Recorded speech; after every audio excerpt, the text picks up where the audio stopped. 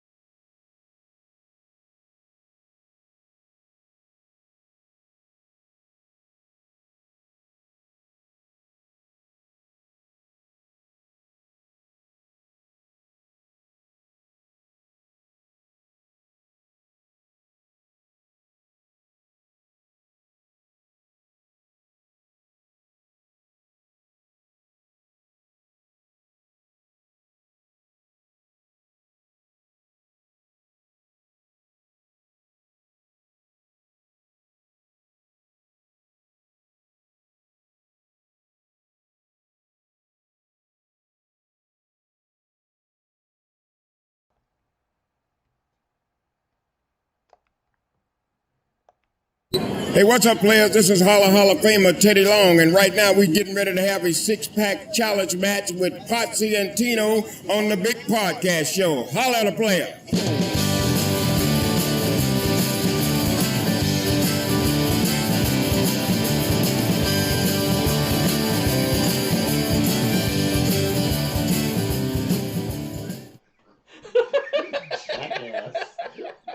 Ladies and gentlemen, boys and girls, children of all ages, the Pots and Pans Network proudly brings to you its Tag team champions of the We are the World Champions. The Potsy and Tino Show. He is the road dog, Tino Gray. I am the badass, Rob Potsy Potchak. We are the old and decrepit outlaws. Damn. You gotta be old and decrepit. Shoot. It's one of those nights, man. It's one of those nights. But, Tino. What? Our theme song is always brought to you by Adam's House Cat. It's called Wrestling Song by Adam's House Cat. It's available on iTunes for 99 cents. And of course, we are live and in living color. Chris Vegas, you got a Teddy Long cameo, didn't y'all? No, we did not. We did not. Almost though. Almost. It's pretty close. Yeah, it's pretty close. I wish you'd have got the one where he messed up. I'd have it somewhere. That is hilarious. So Teddy Long, our favorite SmackDown GM player. Holla holla. Holla holla player. Our favorite SmackDown. Man, what is all this other stuff? Like last week it the whole screen just like showed up the way it's supposed to, but this week it's like all over the place. I don't know. Yeah, me neither. All right, well, you're man in the chat Fix tonight, your Tino. ADD. Tell the long story. Yeah, so the Teddy Long story. So he was at SuperCon in Raleigh, North Carolina, and Tino wasn't able to go for whatever reason. So when I saw that Teddy Long was Probably there, playing the show. But no, I don't think so. It was like 3 o'clock in the afternoon, but probably at work. it was like a Saturday. I work on Saturday. Maybe it was a Sunday. I work on Sunday. He does not work all the time, now, folks. Not now, but when he you does did. not work all the time. But Tino's gonna be man in the chat tonight, because I got too much ADD or ADHD or whatever. Teddy Long story. So Teddy Long was at the show, and I walked up to him and I was like, oh my God, it's Teddy Long. Tino and I always talk about having a 6-pack challenge match. Player. And Tino, I messaged him and I said, should I get Teddy Long to do a spot for the podcast? And he was like, yes, you should. Yes, you should. So I went up to him and I was like, Teddy, how much to get? Shut. No, I said how much? Okay. No, I did not. Now you're trying to drive me off topic, but anyway, so he said Tino's like, find out how much, and I was like, how much? I don't even remember how much it was, but it was cheap enough. It's like $25 on it, something like that. And I was like, well, we've never paid anybody else for one of these spots, but Tino and I do talk about 6-pack challenge player match. 6-pack challenge match, player, holla, holla, holla, holla, holla, holla, against the Undertaker. That's who you look like. That driver's license ID you pulled out. I said you had a white Teddy. Okay, I thought I was a little punchy tonight, folks. Apparently, Tino. Katie, by the way, since you're not paying attention, says, boys. I was trying to be rude. It's been taking you damn 20 minutes to tell a freaking story. By the way, we've been online for 4 minutes. And the whole 4 minutes you've been trying to tell the same mother trucking story. Wait. I didn't do it. What kind of story? Hold on. What kind of story, Tino? Motherfucking story. Folks, you will notice that Tino and I have added some awesome new graphics to the show. I get to curse now. No, yes, no, I do. No, That's my sign to curse. You wasted it though. That was right there. No, you wasted it. No. I was previewing it, so that doesn't count. I was previewing, so we can show them what it's for. There you go. But that's the whole Teddy Long story. I don't think you ever finished it. No, Teddy Long actually messed up trying to do the podcast spot for us, and then after he messed up the podcast spot, I went ahead and said, "It's no problem, player." And he was like, "Don't worry, buddy. I got you. And he went ahead and he re-recorded it. And he's like, "Now how's that one, player?" And it was pretty good. It was pretty good. That's the one you just heard. That was the one you just heard. So Chris Barrett, we did not get a cameo because those cost like $350 or whatever. Yeah, we're not doing that. I'm gonna make Tino do it. My Christmas present's gonna be a cameo from like. This is your this cameo. You get a live cameo every week. This isn't a cameo. Like you're here. Like a cameo is like a snapshot. I wasn't here last week. See, and you missed me. And so I'm back. Back in black. Oh, sorry. Hit the sack. You remember that song? AC/DC. Get on the damn jack. Double Kato. Oh my God, I'm sleepy. You are sleepy, and I tonight I am drinking something that is pretty crazy. I am drinking Bud Light Platinum Seltzer, which is 8% alcohol. So, woo! 8% alcohol, damn seltzer water. It's carbonated, just that. It's something. It's something. We got some people in Hey, the we chat. can get the $1 Million Man for like $80. That's what Chris said. He'd be like, everybody's got a price, especially Potsy and Tino. $80. So, Tino, we do this segment. It's already been up on the screen. What's up with you? Notice the hard work I put into those The images of memojis? us. Yeah, The that memojis? was hard work. But so that's part of what was up with me. That was hard work, It was folks. hard work. That was hard work, I'm Tino, at making home. those emojis. I'm at home trying to chill out, and he's like, "Hey, I got an idea." Because when we text, I have my little dude. I send little stuff like, "Hey, can you make one of those of me?" I'm like, "Well, first of all, I think if I make one of you, I lose mine. I think yeah. I thought I was going to lose mine and I had to build mine again, but apparently you can do new." I'm like, "All right." But now Tino's actually got an entire library of both of us in emojis. What's Chris Barrett saying? Or do you guys want a New Jack cameo? Oh. Ooh. Would that include a cheese grater? It might. But go ahead, Tino. Tell the story. I'm like, all right, dude. So he's like, make one of me. So I make it, being nice. And he's yellow. And I send it to him. And he goes, "Why am I yellow?" Like, and I mean like jaundice yellow. Like the guy on Monday Night Raw tonight. Katie has almost slipped. Katie's got jokes. Katie's got jokes. Katie said, "Did you work really hard on those, Tino?" Katie? Katie. Now, comparatively, I created all of the overlays and logos and everything. And I told you which did take me like my entire day off. I didn't know what that's not funny, Katie. She's making laughing faces. But I told you if I knew what the hell I was doing, I'd help you with that. So I came up with emojis. So he said, anyway. But hold on, he actually said if I knew what I was doing. I don't know what the hell I'm doing. You did it. Well, I did it, but and in fact, I even told you I was like the problem with the internet and YouTube, which is what we're on tonight, live on YouTube, right? Live, baby. Don't feed off me. I'll play Potsy. Yeah, well, you know, I mean, no. So the problem with YouTube and the internet at this point is that everything's a damn video. We're not there yet. Okay. We're not there yet. Tino sees that we have this magical pink box in front of us. And it's hold on. Just so everybody can see. It's a magical pink box of crumble cookies. Yeah, I'm glad you stopped. Because I don't know what y'all are thinking out there, but Tino got to try his first crumble cookie earlier. And since then he's acting like this. I ate out of a pink box. But anyways, pink box.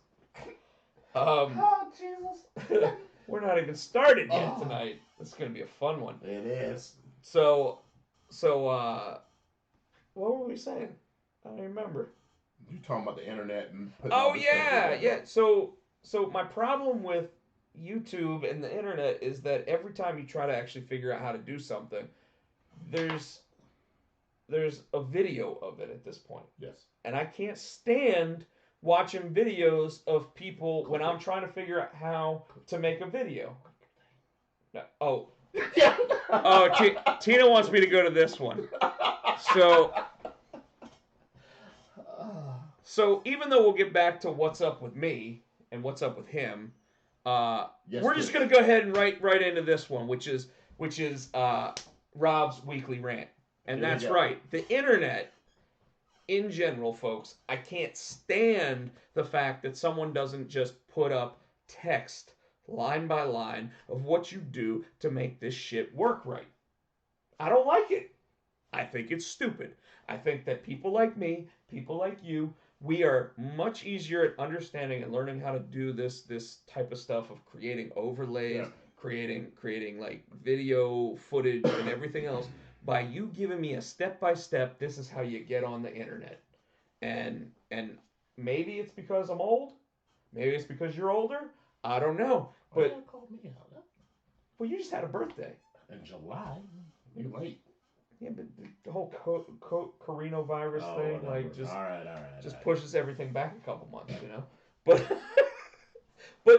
I mean, like the idea that like we're sitting here and I'm trying to figure out how to create like an overlay. I'm figuring out how to put two different video programs together so that I can like none of it is just line by line. This is how you do it. No. Some son of a bitch is sitting there saying that the way that you do it is by watching me on a 4-minute video that doesn't answer the damn question, Tino. How come you get to cuss all you want? I didn't. I only said son of a bitch and damn. And hell and shit. You've been all on. Yeah, but all on I the haven't. spectrum. But I haven't gone. I have not gone. And you better not, because that says team. Well, obviously, that says. Hold Tino. on, it's getting to it. We're still. Apparently, we're ahead of the game. But Anyway. by the way, is there any feedback coming through the channel tonight, Chris Barrett? Or are we good? Are we good on the sound? Chris also said that you had to show the pink box, so they didn't think we were talking about another kind of pink box. Well, between me and Tino, neither of us should have a pink box. I don't have a pink box, but I like eating. But he likes eating out of a pink box. Yes. Okay. Okay. But Chris says we're good. okay. So we're not hot mics. We're not hot mics. So anyway, I can't stand it. And it drives me up the damn wall when you go on the internet and you try to figure out how to do something and nobody just puts it up in text form anymore. And I know why. I know why, and I hate you for it. It's because you want the clicks. You want somebody clicking on your damn video so that way you get somebody actually going. Word. IKEA. That's why everything's on YouTube now? No, that's why they don't have the written out instructions, just pictures now. IKEA. But it's not even pictures. You have to watch a 4-minute video to figure out you clicked on the wrong damn one. Like I don't want that. Like when it comes to trying to figure out how to use OBS and try to use YouTube and try to use StreamYard to get 2 different videos like I did last week where you were in a different room to sit there and work together, you have to click on 17 different videos to find out that none of them answer your damn question. Yeah. Yeah. But you said, damn. Chris says Gorilla Monsoon would be disappointed in how easily we crack. Well, that's the great thing is we are not we should be the color commentary team for any of WWE's programs because you know what? We would be fired in one episode because I'd be sitting there going, why the hell are we watching Raw? Like we'd be live sitting in the audience watching Raw and I'd be like, why are we watching Raw? This shit sucks. It's a 3-hour show we fired in the first 15 minutes because Robson fucked around and piss bits off. So all right, Tino. Why don't we go back to what's up with you? Well, besides you being a crybaby about your... Yeah, I didn't finish that story. How many times did you send it back? I don't like that. I was yellow! I made you the right color. Then No, hold on. Then make my eyebrows the same color. Yeah, well, my beard and my eyebrows are the same color. You were being a little bitch. Well, you didn't even add a beard to you. No. Well, you got that pepper. Well, I had shaved. This was better than it was last week. I hadn't shaved yet, but so Tino sends me the pictures, and I finally go, exactly. That's exactly what I look like, right? And then I go, wait. Why the shit do I look like the Gerber baby with a damn beard? And Tino just starts laughing. In fact, at that point, weren't we on the phone with each other? I think so. No, we were. Oh no, we were on StreamYard actually, like messaging each other back and forth. And I sit there and I go, why the hell do I look like the Gerber baby with the and you guys can see it on the What's Up With You little image. I look like the Gerber baby with a beard, but Tino at the same time looks like a Black Gandhi. Like neither one of us looks exactly like how we are, but you know what? Hey, whatever. Everybody I've shown it to is like, "Oh my god, that's so cute." And cute. Yeah, cute. Okay. Well, they don't look mean and evil. That's true. Even when I got the Grolix on my face, I don't look all that mean. So Chris said it would be the first commercial break and Rob would be getting called back to the gorilla position. And Katie said, what a perfect duo. I think Chris Barrett, that what would actually be happening is my earphones that I'd be wearing would be going off because Vince McMahon would be yelling and screaming in my ear like, "Who the hell do you think you are? If you come back here, you're fired." He would be saying anything in my earphone. I was like, I don't know what's going on. Tino be like, mine isn't working. It's not working. I He's not yelling at me. He's not. I'd be like, guess I'm good. It depends on what week it is. Listen now. Thanks, Carlito. It's still one of the greatest moments ever of Monday Night Raw. And I even told you about it because you're like, I didn't see it. Yeah. And I'm like, did you see Carlito on? Because Carlito was sitting there, folks. He was sitting there with the headphones on like this, and all of a sudden it just went for no reason like that on. And Carlito had this big like hair. It was like fro. Not even an afro. It was like Sideshow Bob kind of hair, yeah. And it just went whoop, like that. And he looks over at the other commentator. He's like, fix it now. But if the timing, like, he didn't even miss a beat. He didn't miss a beat. Like, it was just perfect. Back when they did not have to have everything scripted. So Tino, what's up with you? So not much. Like I said, just been chilling all week. Got back into so across the gyms are really, you can't really go work out. So I've got my little home thing in the garage. So I'm figuring I went back out there 3 days. So 3 days last week, and I went back out there today. And I think I'm not really pulling anything, but when you get back into lifting and stuff, you sore. So all in here. Oh yeah. I feel it. So I'm like we were talking earlier, and I'm like, I'm trying to watch TV downstairs, watch the show, and I roll over. I roll over. I'm like, oh, oh, I can't breathe. I can't like. And you asked when we were leaving Ruckus, you're like, why are you walking like an old man? Because he's an old man. That, and I was working out. Well, it's funny that you say that because I decided this week I was going to use instead of just trying to, you've seen the hill out back. Yeah. So it's this monster hill when I try to lawn mow, and this week I was like, screw it. I gotta do the neighbors next door, and Buddy and Donna are older age than everybody else, and I was like, I'm not gonna use the mower to do it today because I just don't feel like going up and down with the mower. So I was like, let me grab the weed whacker. So like a damn like cutting hair, I was just sitting there going up and down the hill like this with it. Only took me like 15 minutes to do theirs, when normally it takes me like an hour, right? Okay. Because you're going up and down, and you're wearing yourself out. And today I was like, all right, or yesterday I was like, all right, not gonna do that. I'm just gonna sit there and use the weed whacker. And I was like, man, that was really easy, right? So let me go ahead and do the back of my yard same way, like mistake. Not a mistake yesterday. Mistake today when I can't lift my arms and people are sitting there going, "You having a heart attack? Like, you having a stroke? That sounds like a stroke." Like I'll tell you right now, folks, I'm sitting here not able to lift either of my arms, and it's kind of crazy. You're going to hell. Well, you already knew that I was. I mean, but that's right. I just did a Jim Ross impression, and I love Jim Ross. But you're going to hell. So you know what's up with me? Oh, I do, but they don't. They don't, do they? Katie might. So, folks, that's right. I became an adult today again. And I say again because I was one, then I wasn't one, then I am one again. Okay. I bought a house. Woo-woo! Yeah, I bought a house today. And I got the approval. I talked to the loan officer, so as long as it praises and gets the loan from the bank for the amount that I said that I would pay, apparently Katie didn't know. She's like, what?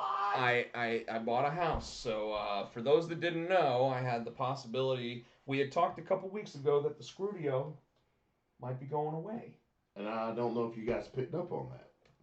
Yeah. Well, we didn't just talk about that. We did talk about it here. Yeah, we talked about here that the Scrudio might go away, and now the Scrudio isn't going away.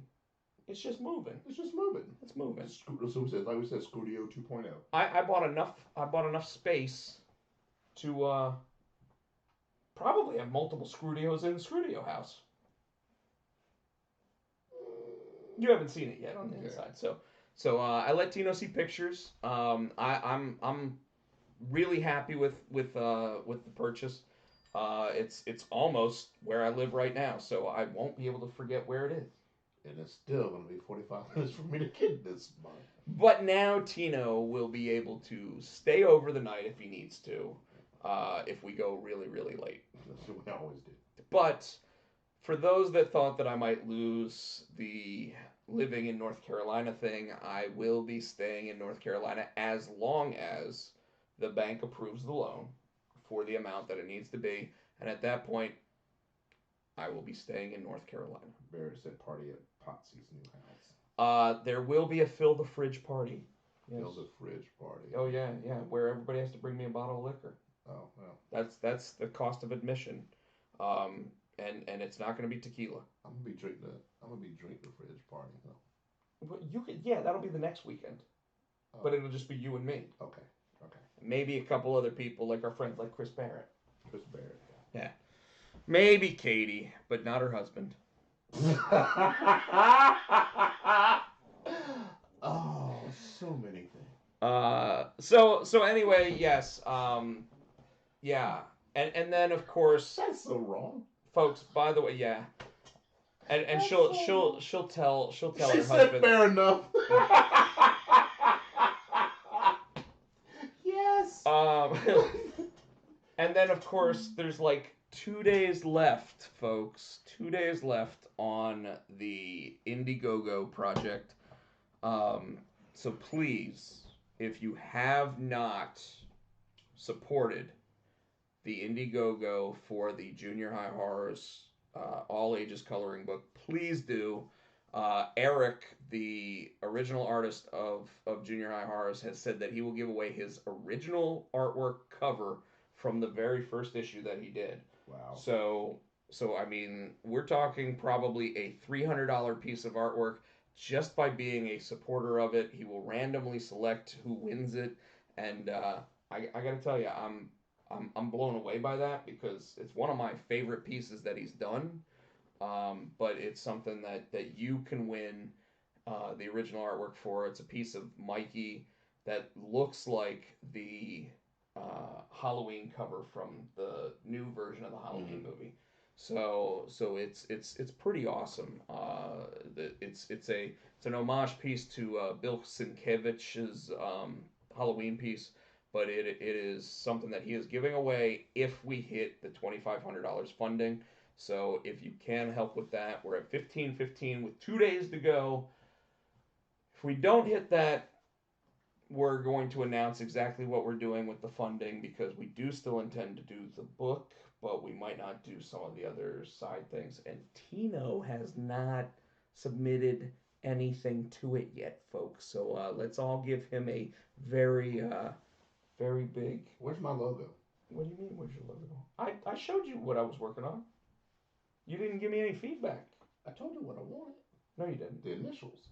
What initials? TGSC. I told you I wanted something to do with the initials. You don't want that. Oh, okay. You don't want that. My bad. I don't want that. So while we're at it, has anybody got any questions for Tino and myself of what we should hit on before we actually jump into the first part of the wrestling talk? Or should we just... You got anything else? I'm ready to eat the pink box. All right, so before we jump into wrestling, I told you, Tino got to try his first crumble. It's a chocolate chip. That was good. It was a chocolate chip cookie. He thought it was something else on top of that. Yeah, well, because they look the same. Yeah, sure that's not the chocolate chip? No, this one definitely has something else in it. You can see that. All right. See that thing? Yeah. So Tino and I are gonna try some crumble cookies tonight. While we're talking about wrestling. Well, even before we talk about wrestling, unless somebody has any questions.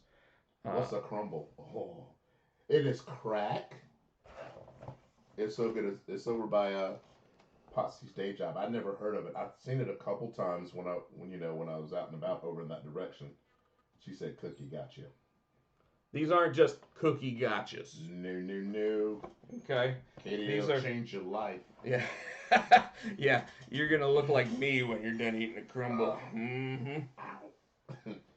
You only had half of one. Like you can't be holding your heart yet. No. Sore. I went to go turn and the muscle spasm went out. So we have a peanut butter chocolate cookie. We've got a chocolate chip with like toffee. I think that's the sea salt toffee, chocolate toffee. Like I think, and then we have a chocolate. Yes. What is it? I've seen it. So you're saying Rob has to buy me a crumble? Yes. I think Katie still owes Rob at least one alcoholic beverage. Oh damn. Just saying. She owes Tino one too. Well, she owes you a mimosa. Yep. From 2 weeks ago, she owes you a mimosa. I remember that. Yep. And then we have a pumpkin chocolate chip cookie. Tino's not looking happy about that one. Now, these cookies, by the way, should I pick one up? Your hands clean? You want me to put some hand sanitizer on? Because that's going to make the cookie taste nasty. I know you use it. Oh, you want me to? Here, I'll grab a tissue. Okay, I got a tissue. And I will grab one of these. This is the size of these cookies, folks. Like, how do I owe you a mimosa? Katie, you were the one that said you're going to buy the mimosas, but this is the size of the cookie. Like I put that up to my head, and that's how big that cookie is. That's pretty massive. Now we both have to buy her a beer. Well, we need to be in the same place at the same time. My phone didn't go off. I don't need to buy anybody. She said, "Damn." Chris said, "Damn, that's a cookie." But Katie, we have to be in the same place at the same time. But you meet this one out for drinks, but I never get invited. That's not true. You get invited all the time. It's just he goes. I I didn't see my phone. When did you invite me to go drink? Well, last week when we were on the show. I'm gonna beat the fuck. What? I didn't say it out loud. Just cut the damn This thing. microphone is good, man. Damn, that's a cookie. That is a cookie. Which one are you doing? So which one do you want to do first? Knock out the nasty one. I mean, none of these are going to be nasty, but we're only going to do chunks. We're not going to eat the whole cookie because you were cutting them in half. No, we're just going to eat a piece. I'll cut you half of it to take home. Nicole will want to try it. Wow, just say you don't want to hang out with us today. Whoa, that is not what I said. Don't be putting words in my mouth. You tell me when and where. He's going to be putting a pumpkin chocolate chip cookie in his mouth. Disgusting. You didn't even eat it yet. You tell me when and where, and I'll be there. It smells She delicious. said, why not eat the whole cookie? Because we only have 3 and we're trying to share it. Are you even on the internet right now? Are you in the picture? You're barely in the picture. You need to get closer. All right, well, I'm arguing with Katie right now, and I gotta tell you, I talked to my nephew. My nephew was like, oh, sorry. Cheers.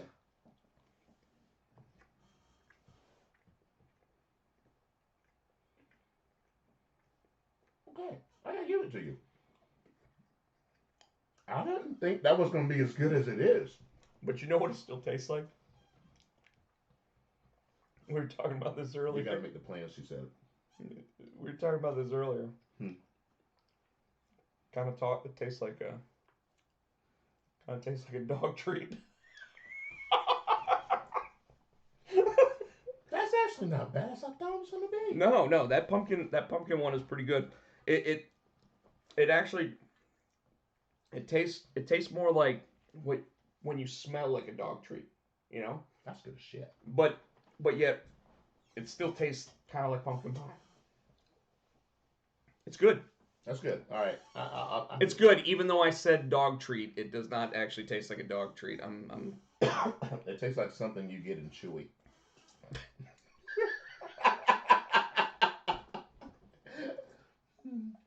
So, which what Tino and I were actually talking about is the box of dog food that comes from Chewy. Both of us thought that it was like the granola bars from Quaker Oats that say Chewy on the side of the box. But it wasn't. No, it's dog food. I sure am. What the hell? My sister actually uses them, so we got this giant box. It's like 40 pounds. I'm like, this is a lot of damn granola bars. And then I open it up. I'm like, I'm like, I'm not eating that.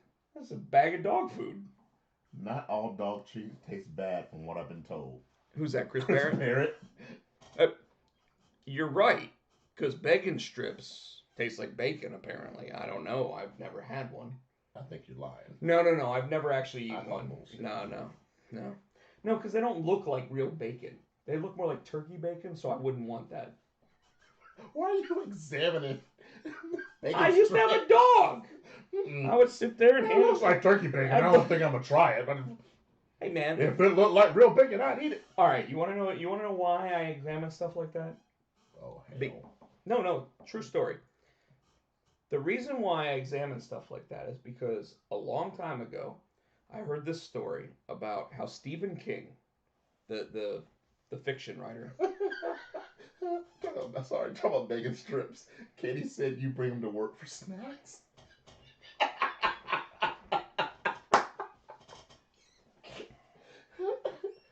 Bacon! So, the reason why I do that, not the bacon strips, but the reason why I look at and inspect everything and try to figure out what it actually looks like is because Stephen King, actually, there was a story about how one time he went into a McDonald's in Massachusetts with a bag of pennies to order his food. Okay? A bag of pennies. This before he made it big, apparently. No. No. No, everybody knew who he was. And he goes to pay for like a 99-cent McDouble with a bag of pennies. And the reason, and he just puts the bag up there and he says, take what you need out of it. And the reason why is because as a writer, he wanted to be able to write into his book. And the clerk looked at me like a person who was given a bag of pennies to buy a McDouble and told to grab the change. That's why. So ever since then, as a writer, there are things where I sit there and I go, this kind of reminds me of and I really do inspect it like that because I'm trying to think like a guy who's made millions of dollars as a writer. Okay, I'll give you that. All right. So now we're going to try cookie number 2. Katie says, at Chris True for, are you going to tell Stephen King too? Oh, are you going to tell Stephen King no? Sorry. You're a writer who can't read, apparently. Well, it's really small writing over here, and you're the one with glasses on. Let me borrow those. So we're gonna try the. You never answered the question. Katie said you have to make the plans. What plans? I said when we were going to go out drinking, she said you got to make the plans. All right, tomorrow night after we get off work. Where? Ruckus. Because I'm What not. time do you get off work? 8:30. Katie, what time do you get off work? Katie gets off work at 8:30. She's gonna tell us that she can't go. Oh. So this one is the sea salt. Was it toffee? Sea salt, toffee, and chocolate chip cookie. All right.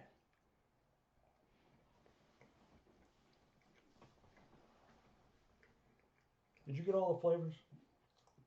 I got toffee. I don't have any sea salt. I need sea salt. I got toffee, and I think I got chocolate chip in there. All right, I gotta try the other side because that's the one that's got the toffee and the chocolate chip on it. She said, "Let's do Saturday LMAO." Can you do Saturday? I don't think I have a gig, so yeah. How about Friday night? Friday night works best for me Why? because I'm actually there until 8:30. You don't work Saturdays? Is that what you're saying? I'm not working that late. No. Friday night. She's thinking. Make it happen, Katie. I didn't taste any sea salt. You think it's because the sea salt actually like just cooked into it? I think it's burned down the she shed. What the? Oh, I was gonna do it. I was gonna drop an F-bomb, but what is a she shed? You seen those commercials? And hold on, what is a she shed? So you know how you have that. It took me a while to figure it out. I know the commercial. It's a fancier she shed. Yeah, but it's you know like a man cave, so she had her own shed, so she called it a she shed. Right. I know that part. But then she says, "I need a she shed." Maybe a more girly she shed. That's what I'm saying. I think it's a more souped up. Katie said what time Friday? 8:30, 9. As soon as we're off work. Does that work for you? Yeah. Yeah. Can you bring Nicole out? No. No. But what? I was just looking at your little dude right there. 9 is good. All right, 9 is fine. All right, and Tino, this one is pretty much their equivalent to like a double chocolate peanut butter cup. Although apparently this one doesn't have the peanut butter on the inside of it like it's supposed to. What time does Crumble close? Maybe we can get her a Crumble. Like 11 o'clock. Oh, we need a Crumble then. Oh, that night? And she said it's where you can find more of those pink Crumble boxes. You may be able to. But Chris Barrett, do not talk down about Crumble. I smell peanut butter. It's a chocolate peanut butter cookie. Oh, that's why I smell peanut butter. I would hope so. Otherwise, his fingers stink. I smell peanut butter. What the? How come my fingers stink when I reach in the pink box? Oh my God, that just reminded me of a story from like 15 years ago, but all right, maybe for another night. Maybe another night. Cheers.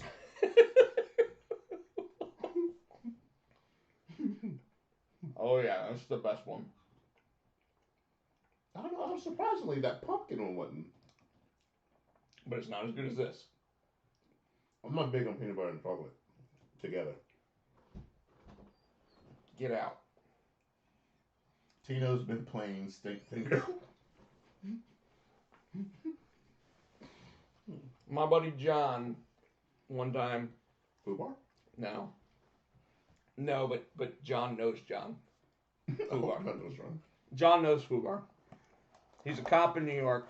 It's actually the guy that helped me come up with the idea for Junior High Horrors. We had both broken up with girlfriends on July 3rd, the year.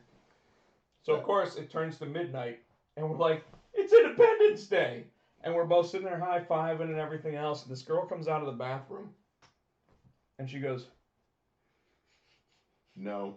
No. She goes, I don't know what they've got for their soap in there, but here, smell my finger. And No. my buddy John sits there, literally looks at her and goes, honey, I don't care if it's made out of gold down there. I'm not smelling your fingers. Awesome. One of the best lines ever. And she's just like, dick. And then she like goes away. And then she comes back over later and tries to pick him up again. Now John is happily married with 2 kids. But anyways, so what you think of the chocolate peanut butter one? It was good. You're not a chocolate peanut butter fan. Wasn't my favorite. Gotcha. They make they call it like chocolate cake, and it's got. That is great. Give us the chocolate cake.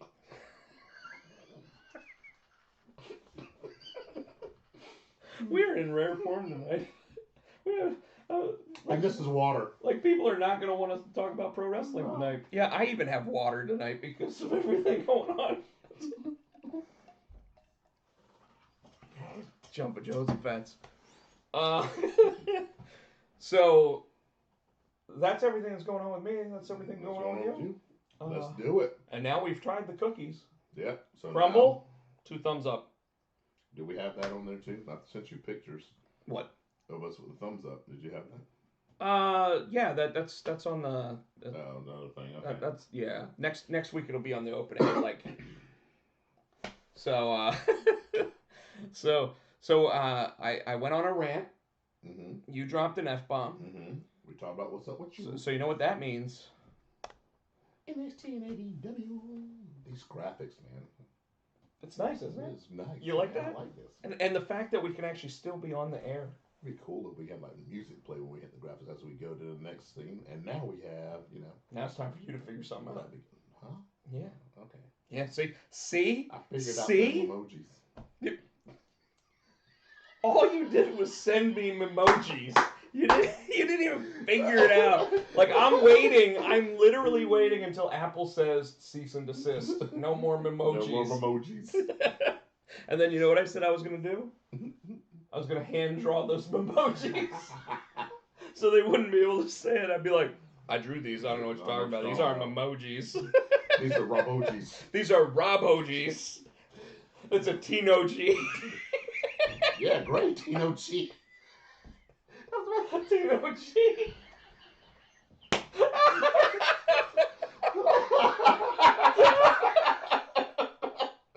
Nobody understands it. His last name is Gray, folks. Tino G. It's a Tino G. It's a Tino G. Oh. It's a Potsy. Potsy. Oh my God. It's a Potsy and Tino G. There's no cure for that. No, there is not. It's probably terminable. Terminal? Terminal. You said terminable. I mean, that means we could be fired for it.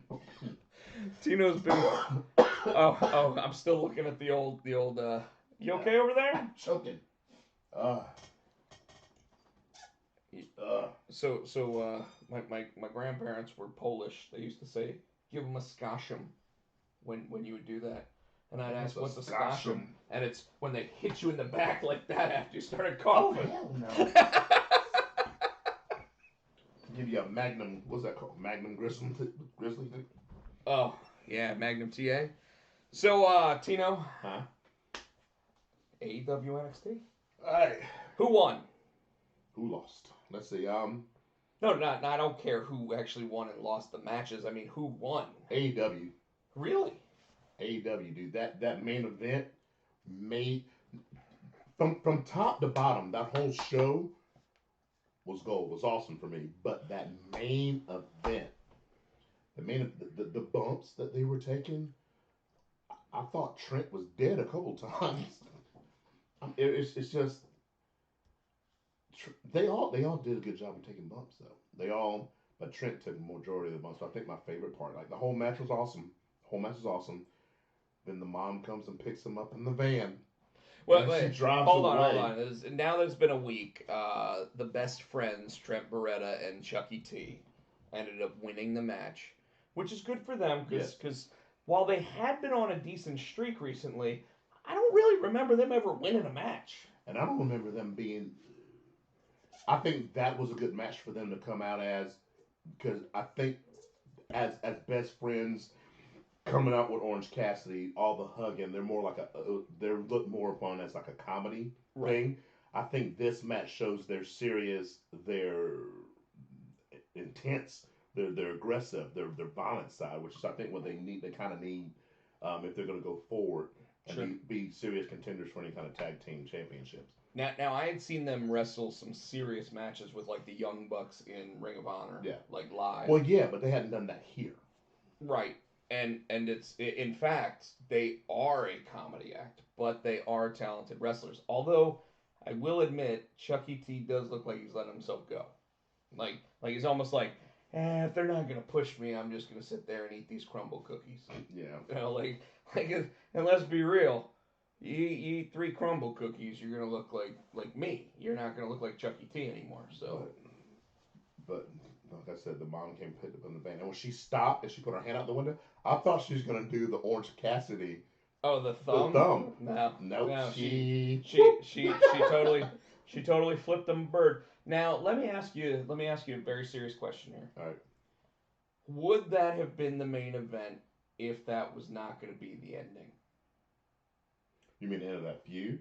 No. If that wasn't going to be the end of that match with Sue sticking her her finger out. No, that wouldn't have been the main event because that was absolutely perfect. That was driving off like that, and then the credits with the little because even as hard as they all worked, that was we were all sitting there still kind of wondering whether or not why is this the main event?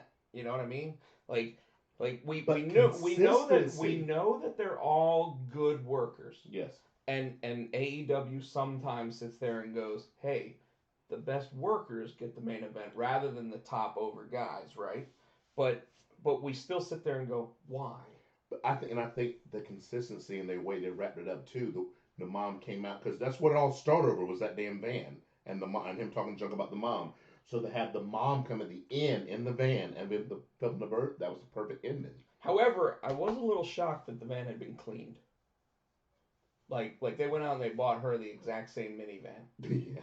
You know, because there was no way that you were cleaning that minivan to get it to be like back to. At least get her a newer one, like a souped up, like Yeah, like exactly. a newer model or something. Exactly, like like a lowrider Yeah. minivan. Yeah. Why are we playing Dixie? I mean, because she would have that. Dixieland?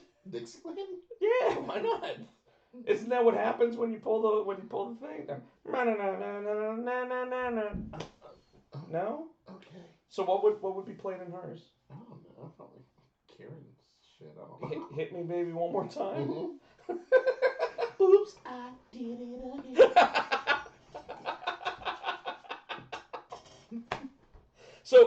So I agree.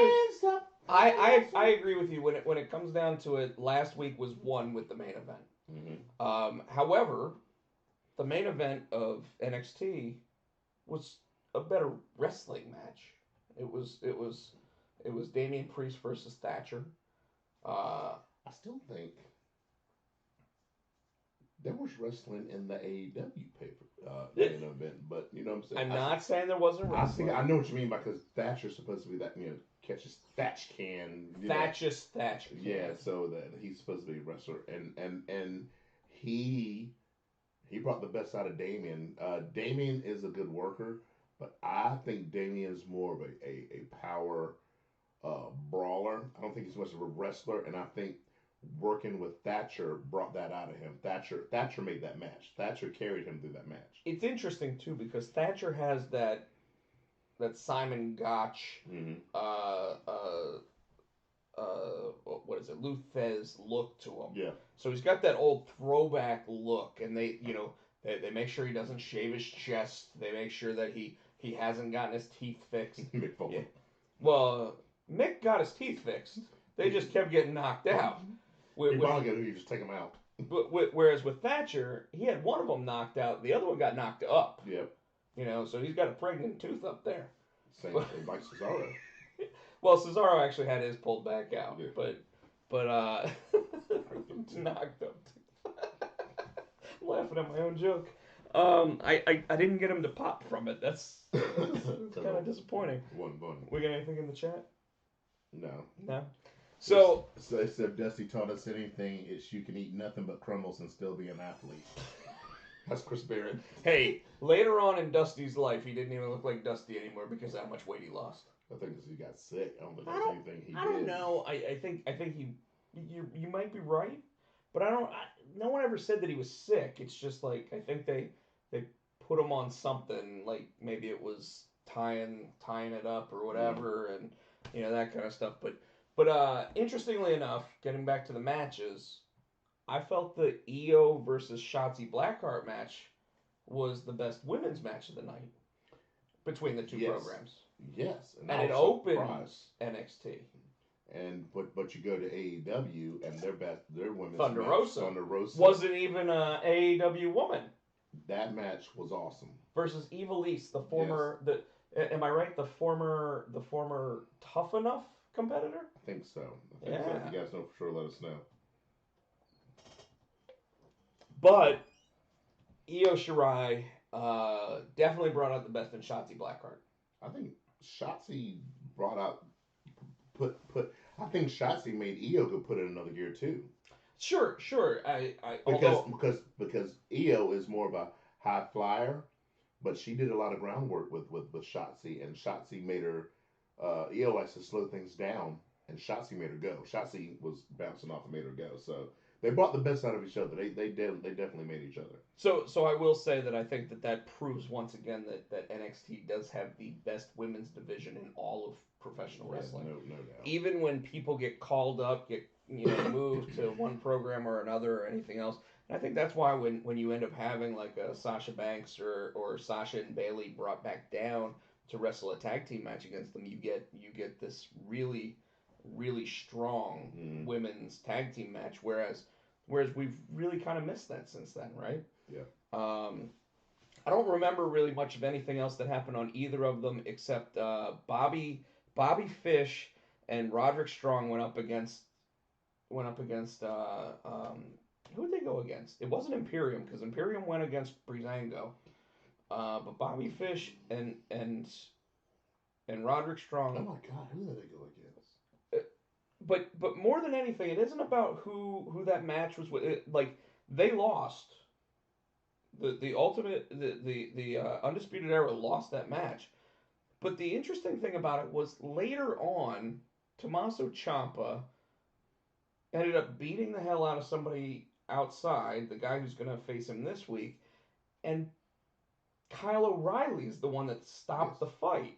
So suddenly we're getting babyface Kyle O'Reilly, even though he's Bobby Fish's tag team partner, but we're also getting like Bobby Fish and Roderick Strong still tag teaming, even though Roderick or Kyle O'Reilly's there. Maybe that's a thing where Vince sees something in O'Reilly, so he pulled O'Reilly out of the match and make him push him singles. Now I'm gonna stop you there because you said a word that's weird when it comes to NXT. You said Vince. Yeah. Let's say Triple H. Triple probably H knows that there is a lot of talent in Kyle O'Reilly, and specifically Kyle O'Reilly and Adam Cole were both top guys in Ring of Honor at exactly the same time.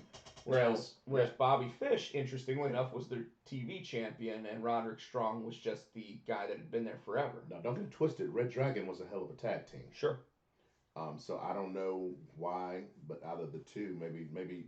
So, or we're saying Kyle O'Reilly is the Shawn Michaels out of Red Dragon, and Bobby Fish is the Jannetty. Well, we're not going to say that either one of them is the Shawn Michaels because everyone says that Adam Cole is the Shawn Michaels, right? So, and while you're talking specifically about Red Dragon, I think, and if we get Jason in the chat, Jason, if you're out there, go ahead and chat with us. But the idea there, though, to me, is that suddenly it looks like they're going to give Kyle O'Reilly a shot, whereas all along, I'm going to tell you, Kyle O'Reilly, before he grew that weird beard that he's got, to me, I mean, now he looks like Shaggy from Scooby-Doo, but before that, he always looked like a 12-year-old that was trying to be with the men, and nothing against him because he is one of the best pound-for-pound wrestlers out there in the world. I mean, like I said, him and Adam Cole were the top two guys in Ring of Honor for, what, a year? Like them and Jay Lethal were like the best three guys that they had, and then like when NXT brought them all in, they brought him in as the tag team guy, right? And like I'm gonna say right now, the problem Kyle O'Reilly has is pretty much the same problem that Daniel Bryan has, which is 90% of the time they're not going to get over just based on their workload.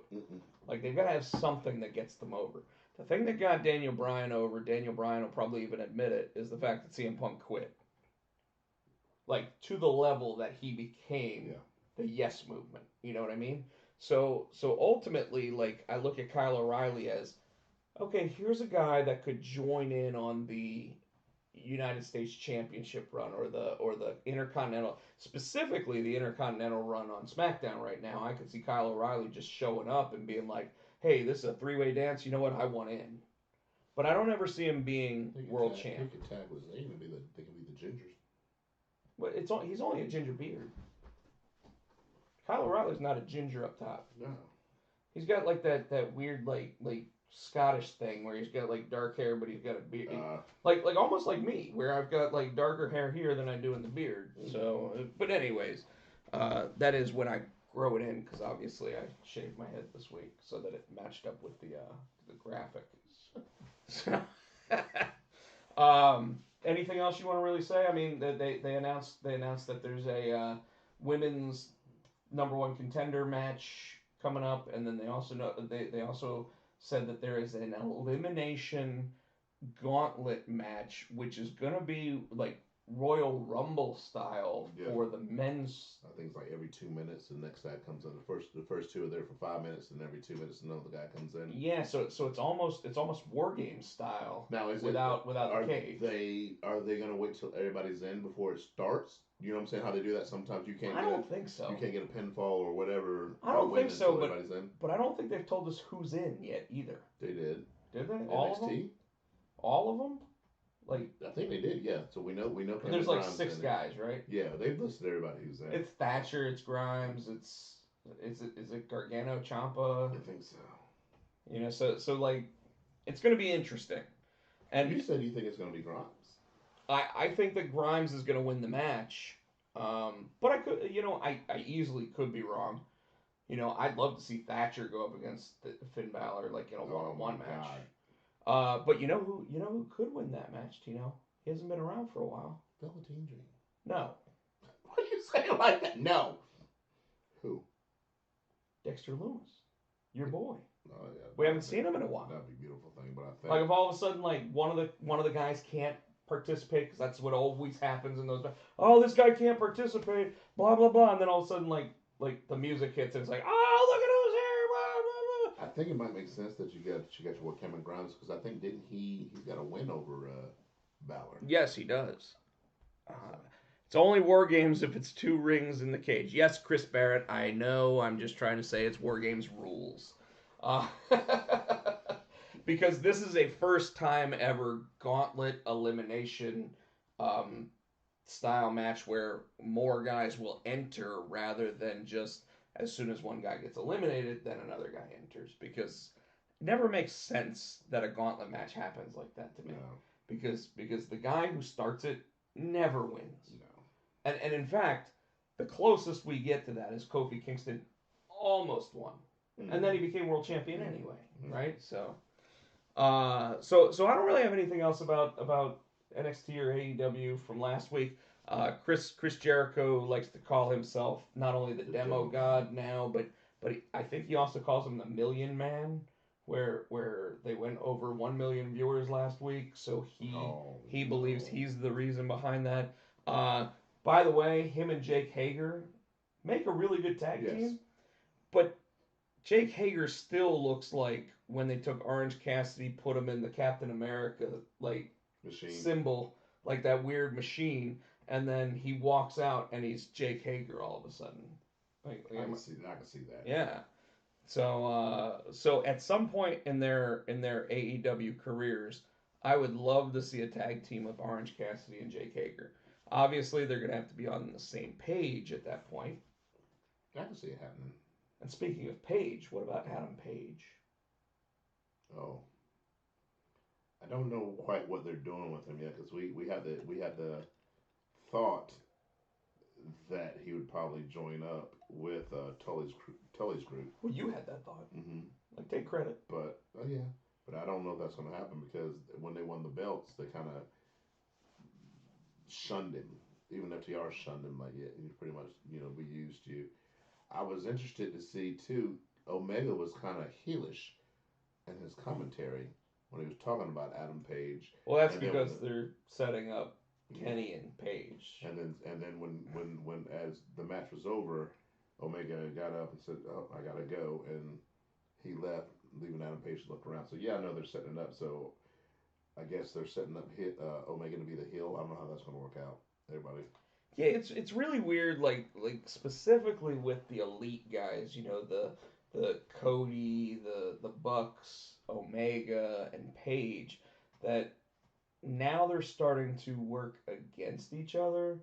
And if Kenny suddenly is the heel in that bunch, why is it Kenny the one that's still in the elite when the rest of the elite are all baby faces? Well, no, but you pay attention too. You see the Young Bucks are coming out kicking the shit out of everybody. Except when Cody comes back, he's not going to be heel. Like, there's no way that he's going to be heel at this point. Mm-hmm. So yeah, and what is up with the Young Bucks, like super kicking every referee and then throwing money at Tony Khan? I don't know. Like, Tony Khan's the one that's supposed to be throwing money, folks. So before they walked out, Tony Khan said, "Here." Go out there, when you come back, just give my money Yeah. Here's my money. Just give it back to me. Just throw it back at me when you come back there. And Tony Khan's like he just can't sell it. He's like, here's money. I've got $6 billion other dollars. It's all daddy's. Tony, we love you. Thank you for giving us competition on Wednesday nights. So one last question that I have, because it's been all over the wrestling internet about it.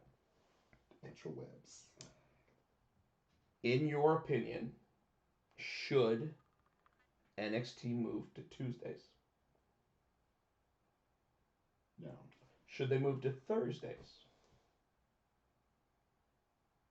No. I think they need to stay right where they are. Why is that? I think Jericho knows. Jericho knows? That NXT can be competition for them. They proved it Tuesday night.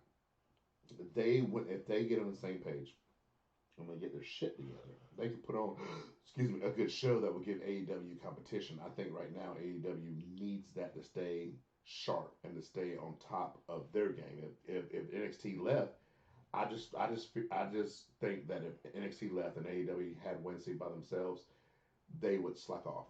You know what I mean? That worries me. You think NXT would slack off? No, AEW would slack off because they don't have any competition. I think they're keeping each other on top of their game.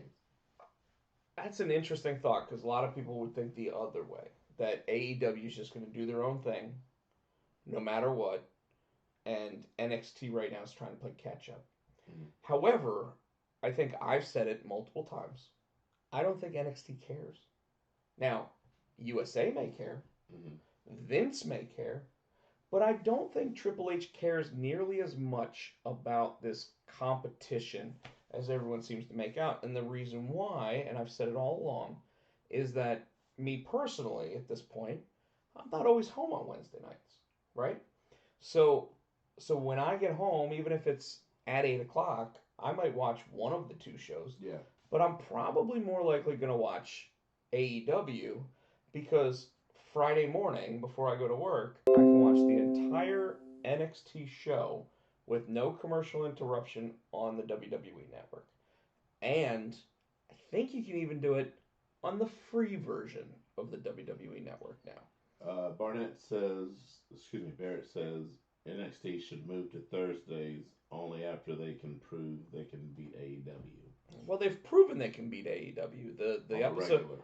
But the episode with Keith Lee and Adam Cole did beat it. And in fact, the night that Sasha Banks and Bayley ended up going against Shotzi and Io Shirai as the tag team, they beat it. So it's not that they don't beat them, when they've got the right program on there. This is the whole reason why when people sit there and go that if AEW were to go up against Monday Night Raw, they would smoke Monday Night Raw. Not true, because their audience is half the size at best right now. They've hit a million viewers, but they hit a million viewers on a night recently, okay? So October they did. Mm-hmm. But they hadn't hit it again until last week when they went up unopposed. So they had NXT watchers going, hey, it's Wednesday night, and you and I both know on cable, you click up one notch and you get to go and you see AEW. Same thing with NXT on Tuesday nights. People that are like, man, really wish it was Wednesday night so I could watch AEW, sitting there going, down a channel. Let's go ahead and watch NXT tonight. And that's why, the real question that I really love that LaGreca brought up on Busted Open a couple weeks ago was whether or not the ratings are coming in at 850,000 versus 650,000 or whatever, 890 versus 690, is because people are changing the channel in between the thing and actually getting the ratings to kind of move up and down, but they're staying on AEW longer. Here's another thing, though, too. Why should NXT move? They've been on Saturdays. AEW went to Saturdays, been on Wednesdays, went to Wednesdays to try to compete. So why should NXT move? They were there first. So NXT was always Wednesday night on the network. so no ratings involved. Okay. They started 2 weeks before AEW on USA just to say we were here first. Okay. But and it's a great question. And in fact, I'd love to hear what the audience has to say about it. But the idea there is that we're looking at it as we were already dominant here.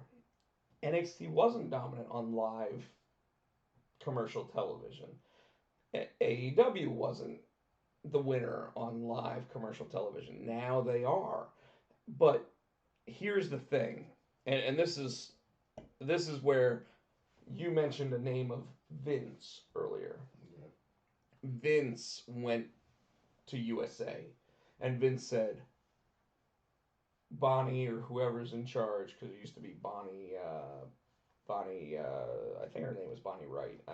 Not Bonnie Raitt, but like Bonnie Wright or something. Bonnie was her first name. I know that. I'm pretty certain she was the one in charge of USA. And he said, Bonnie, I need 2 hours on Wednesday night to compete against this rival brand. And she was like, well, Vince, you've always made us money. Here's 2 hours on Wednesday nights. We don't have anything programmed there now anyway because Suits is off the air. Done. In fact, I think the Suits finale happened the night that they went on.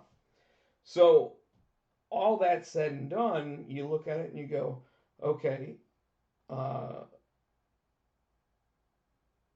is AEW really the winner? Is NXT the winner? I've already told you, to me, NXT doesn't need to be the winner because they're the reason why people subscribe to the network. Mm-hmm. So you're literally getting $10 a month from people who are watching NXT. Whereas with AEW, the TNA app's free. Or the TNT app, I'm sorry. The TNT app is free. So you're not getting the same thing there. You know, like and people that go, oh, well, you can watch it on the TNT app. That's fine. But it's not the same. It's always been the staple of the WWE network. Mm-hmm. That and the pay-per-views. Mm-hmm. And, of course, there's side programming, which some of it's really good, like The Last Ride or, you know, all that stuff. You know what I mean? So that's kind of where I feel about it. We got somebody saying something in the chat. Chris Barrett says AEW is a bunch of washed-up workers and young scrubs. Well, you know, that's better than what WCW had back in the day, Chris Barrett. They had all of the washed up workers in ECW at the end of the day. However, there are some great workers in both programs, and I do think AEW is putting on solid work. I just don't think if you were to put them up against SmackDown right now, based on the past 4 weeks of SmackDown, that you would get AEW winning every week. You just wouldn't. I can say. Am I wrong? No, you're not wrong. Okay. I can say that the two of my favorites right now, at least WCW had talent. Two of my favorites right now, and the Monster Heel and this guy you got to keep your eye on, MJF. There's something about that kid, dude. He's got it. He's got the mic. He's got the attitude. He's got the technical skills. MJF's. I'm gonna tell you, we have joked about who was gonna cross the line and go to WWE before anybody else, and I'll tell you right now, the one that's gonna flirt with it is MJF. Like, that kid has been given everything by Cody. Given everything. He's been given a spot.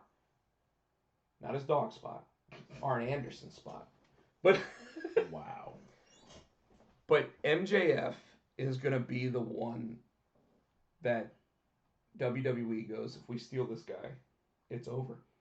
And another one of my favorites, and we've talked about this too off the air, that a lot of people are like, I'm telling you, don't sleep on him. Darby Allin. No, nobody said anything like that. Darby Allin. No. Everybody's in Darby Allin's court. I mean, like, look at this week.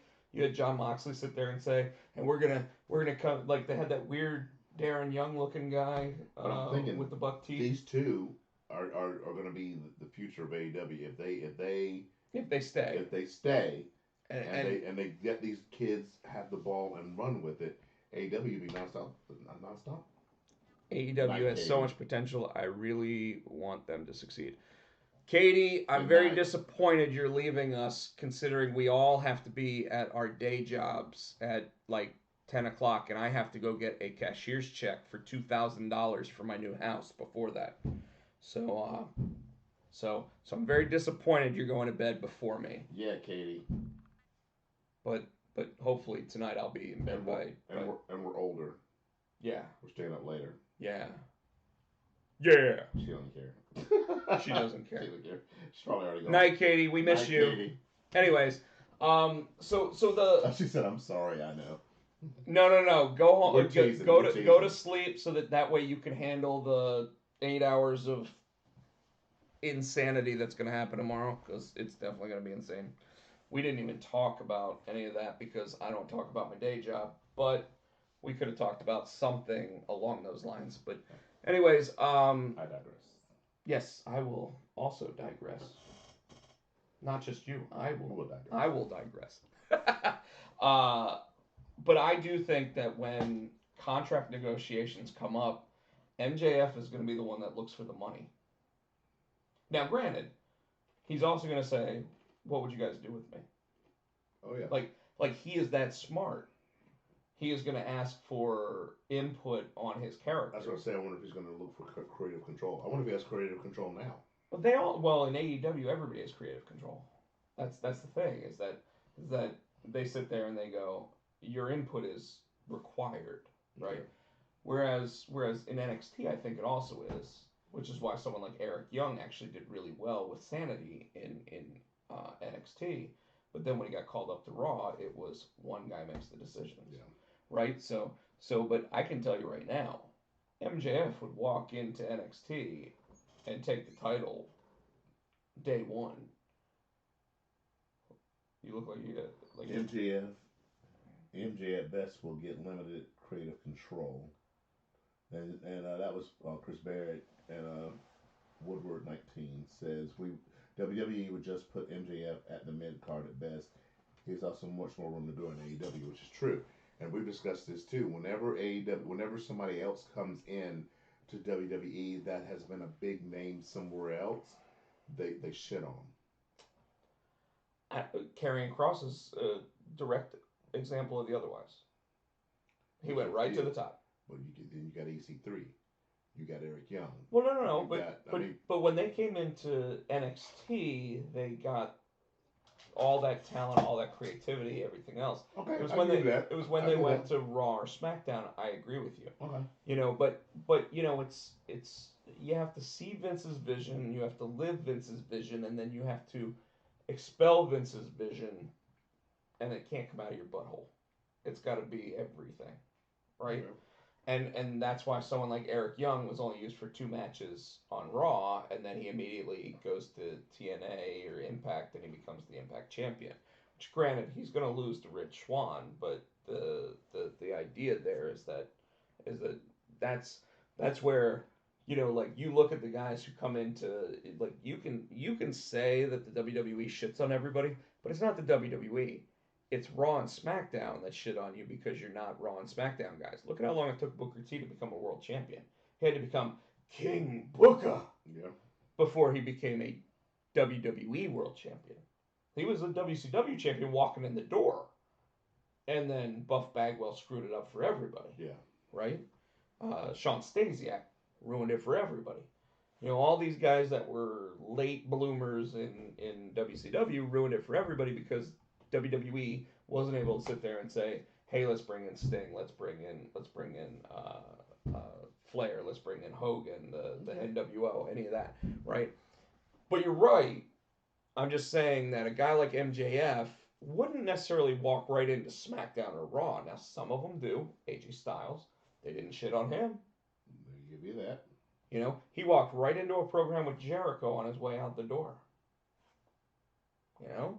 They really didn't shit on KO. They really didn't shit on Finn Balor, even when they moved up. KO's night 1, beats John Cena clean. Okay. Hell, Sami Zayn's first night on Raw was he went up against John Cena and had to tap out because he threw out both of his shoulders. Because remember, Yeah. Bret Hart's the one that brought Sami Zayn out. Yeah. So these guys got the proper entrance. They just didn't always succeed in delivering. You know? Barrett says Sting ruined it for everybody. Had Sting went over in 2002, 2003, there would be no AEW or Impact. I disagree. Impact would have already been a thing. Now, granted, who knows when they would have come off the Wednesday night $10 pay-per-views. Which, by the way, if you ever get a chance to watch them, They still show they're on like the TNA, the Impact app. Really? I had the Impact that. I think they're on there. Yeah. I'll go back and watch those. Yeah, I mean that's Samoa Joe, or not no. Samoa Joe. It's Christopher Daniels, AJ Styles, Petey Williams, Monty Brown, Ron the Truth Killings. Oh, Superman, the Black Superman. What's it called? Suntan Superman. Suntan. Unfortunately, it also had Jeff Jarrett. Double J. And Karen Angle. I meant Jarrett. She wasn't ever on the but all right. So now I think I have said everything I want to about AEW NXT, which means it's time to be laying the smackdown, Tino. Hey, by the way, Chris Barrett, Carson, everybody that's in the chat right now, what do you guys think of the graphics? Like, yes, I am asking for affirmation, but you know, this Friday night, I made a special appearance on the free for all on the Comics Core, and Chad even mentioned the new graphics for the show. So I see a big thumbs up from Carson. I see Chris Barrett saying good graphics. So Tino, I didn't get to see the end of SmackDown. Oh, did I? What was the end? The end was the tag team match between Roman Reigns and Jey Uso versus whoever they fought. Barrett and Sheamus. Not Chris Barrett. No. Chris Barrett, did you take a spear from the big dog? And of course they won that match. And I don't remember too much about it, but what I do remember is them hugging at the end and smiling, I love you, and Jay Walt's like, come on, Oos, and Roman's still smiling in the ring all of a sudden, and he looks at Paul looks at him, and you see the look on his face like, I'm gonna kick his ass.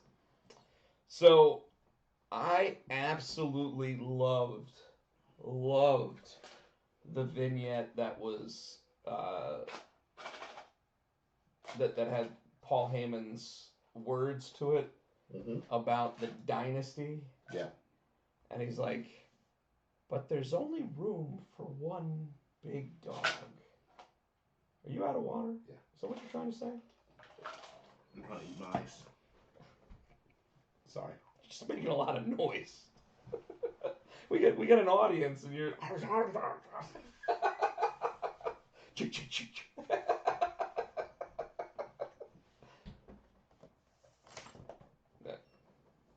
Well, you want to take them home with you? Is that what you're saying? Or are you just going to grab a whole cookie and eat it? No, you put that knife down, Tino. Put that knife down. Hey, you know what? That knife comes out, the police show up, both of us are going to jail. Neither of our names are on the... But I absolutely loved, and Carson, Chris, you guys, if you watched SmackDown this week, that was like creative thinking, not just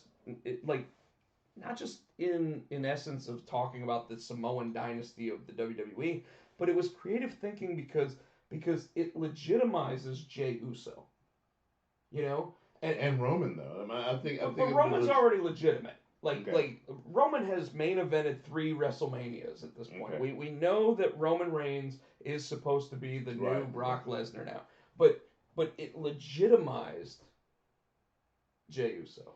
The two guys that have always been together that and notice had Jimmy in there too then. Did they? Did they? Jimmy was in because there. They highlighted that picture of the two football players. They're right next to each other. But Jay was over there too. Yeah, Jimmy was there too. It was like this. Yeah. It was like John Cena went like, you know, yeah. So, but it's one of those things where it's like, wow, this is how much the story really makes sense, you know? And very rarely do we get that anymore. And Jay, this is his second week too. Jay's like, yeah, he used to whip my ass when we were kids, but we ain't kids no more. This is the second week he said that. So they keep bringing that in, how Roman used to beat up on him. He's gonna whoop a new haircut onto him is what he's gonna do. Like all of a sudden after this match, like that Lego helmet's gonna be taken off and a new one's gonna be put on. Be like again, you know, big flowing mane, like Afa. Sweet the damn. What am I reading? Oh, I don't know. Finish your statement. That's what I'm saying. I'm telling you that, you know, Jey Uso's going to get a new haircut after this. He's going to have one. But I still think that we're leading to something. I would love to see that they continue this Samoan thing with Roman. I would love to see that, you know, Jimmy finally comes back and he says, Roman, what are you doing? Because I'm telling you right now, Sunday night, Roman Reigns is going to look at Jimmy and he's going to be like, or Jay, and he's going to be like, remember when I told you the bill was going to come due? Lay down. Yeah, you might have to find my things. I gotta ask a question. What am I finding for my you? graphics? I gotta. Oh, hold on. Tino wants. Mm-hmm. Give it a sec. Give it a second. Now go ahead. Where the fuck has Joe been? You notice he hadn't been there on the last couple of episodes of Raw, which makes me wonder if he got traded. If he's going to show up in that Samoan angle on SmackDown. Well, and that's kind of where I was going with that, Tino. But I have a little thing. But go ahead. Why don't you drop it one more time, just to. Where the fuck has Joe gone? Where the fuck is Joe gone? Okay. All right. So. I can use my graphic card. You like it, don't you? I like graphic card. That's our wild graphic. That's Home Alone. That's Gandhi doing Home Alone. Oh my goodness! I couldn't keep a straight face. You're popping yourself. That's what makes it so funny. Chris Barrett says, do you know who else main evented multiple WrestleManias? Sid. So a legacy isn't cemented based off WrestleManias alone. Chris Barrett, why don't you have your own show about this stuff, man? I'll tell you. We gotta bring him on as a guest. Well, you're gonna have to tell me which ones he main evented, because I know that he main evented the pay-per-view before WrestleMania that led to Stone Cold and Bret Hart. Did he do a WrestleMania with Diesel? Did he main event that? Was that 11? 8 and 13. So he wrestled. So 2. Yeah. Wait, 8 was Hogan and wasn't 8 Hogan and Yokozuna? I think so. And 13. What was the main event at 13? What was 12? I don't remember. Chris Barrett said the best thing that can happen to Roman and the Usos, The Rock comes back for makeshift heart foundation. I don't see the. He said Hogan and Sid were safe. It might be true because number 9 might have been Hogan and. So you don't think The Rock? Wait, no. 8 was Hogan and Sid. 13 was Taker and Sid. Wow. Okay. Well, at least he had Taker carry him for one of them. But what were you saying about The Rock coming back? If The Rock comes back, it will not be with the Roman dynasty or the Roman Empire. It will be against it, and it will be The Rock putting over Roman Reigns one way or another. Like, and I'm not against the idea. In fact, Chris Barrett, I can tell you right now, it's one of those stories that really makes me think that it is where they should go, especially since The Rock broke his own gate off of his doors this week, because Daddy had to go to work apparently. I said let me out. Black Adam had to go to work. He just ripped the doors off. He's like, shit don't work. Don't matter. I'm gonna break that shit off. That's what he did. And of course Ryan Reynolds said, gate opens the other way. Ryan Reynolds is an ass. That's the best line ever. It is. He's an asshole though. So Tino, we also got more of the Sasha Banks versus Bailey moment. Sasha Banks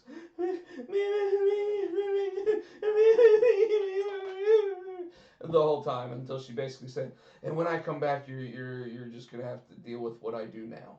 Now, my whole thought process of when she went out was that Sasha versus Karen. My whole thought was when she went out,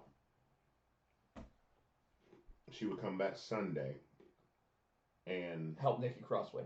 yes, Yes. but in her promo Friday, she said that she was going to take the one thing that means the most to Bailey is that title. So does that mean she's going to help Nikki win the title, or is she coming back to get the title for herself? If she comes back to win the title for herself, this entire feud is garbage. And here's why. Because the promo that you get to tell after you helped Nikki Cross win that title is, oh, you thought the title was what I meant. Oh no. I'm going to take everything else away from you.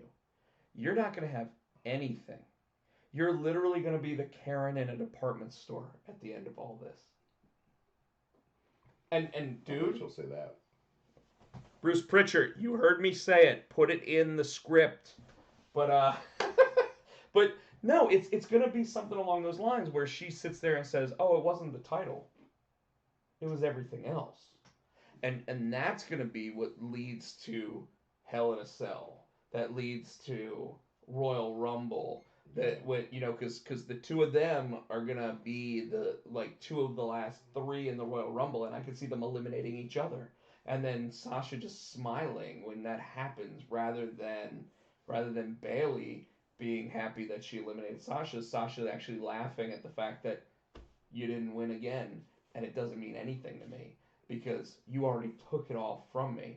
So then at WrestleMania next year, that's when you finally get the blow-off match that really is Sasha ascending to that next level and Bailey becoming her Rock to the Stone Cold. So you think they do 3 WrestleManias like the Rock? No, no. I mean maybe, but that's only because they don't have enough talent to, like the craziest part. I don't think so. I think if they did like you're saying, that's perfect build to the story. But if they that really build is a perfect build, isn't if it? they can build a story like that and keep it going, like The Rock and Stone Cold, because the main goal of that one is The Rock never beats Stone Cold at WrestleMania. Yeah, but Sasha already has that with she can't beat Charlotte on a pay-per-view.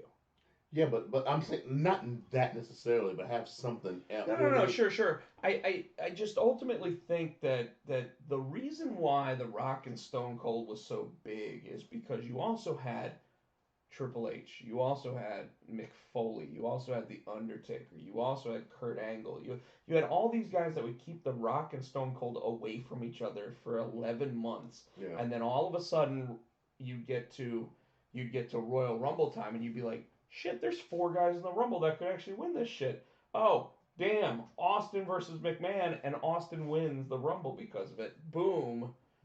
Yeah. Okay, now we got the corporate champion in The Rock who went up against Mankind at the Royal Rumble, but now he goes up against Stone Cold because it's the ultimate corporate guy versus the ultimate not corporate guy, right?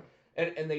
And then they did it again, and the second time it was they were both kind of baby faces, and then Austin beat him because he had McMahon's help. Yeah. Remember, McMahon hands him the Yeah. chair, they do that.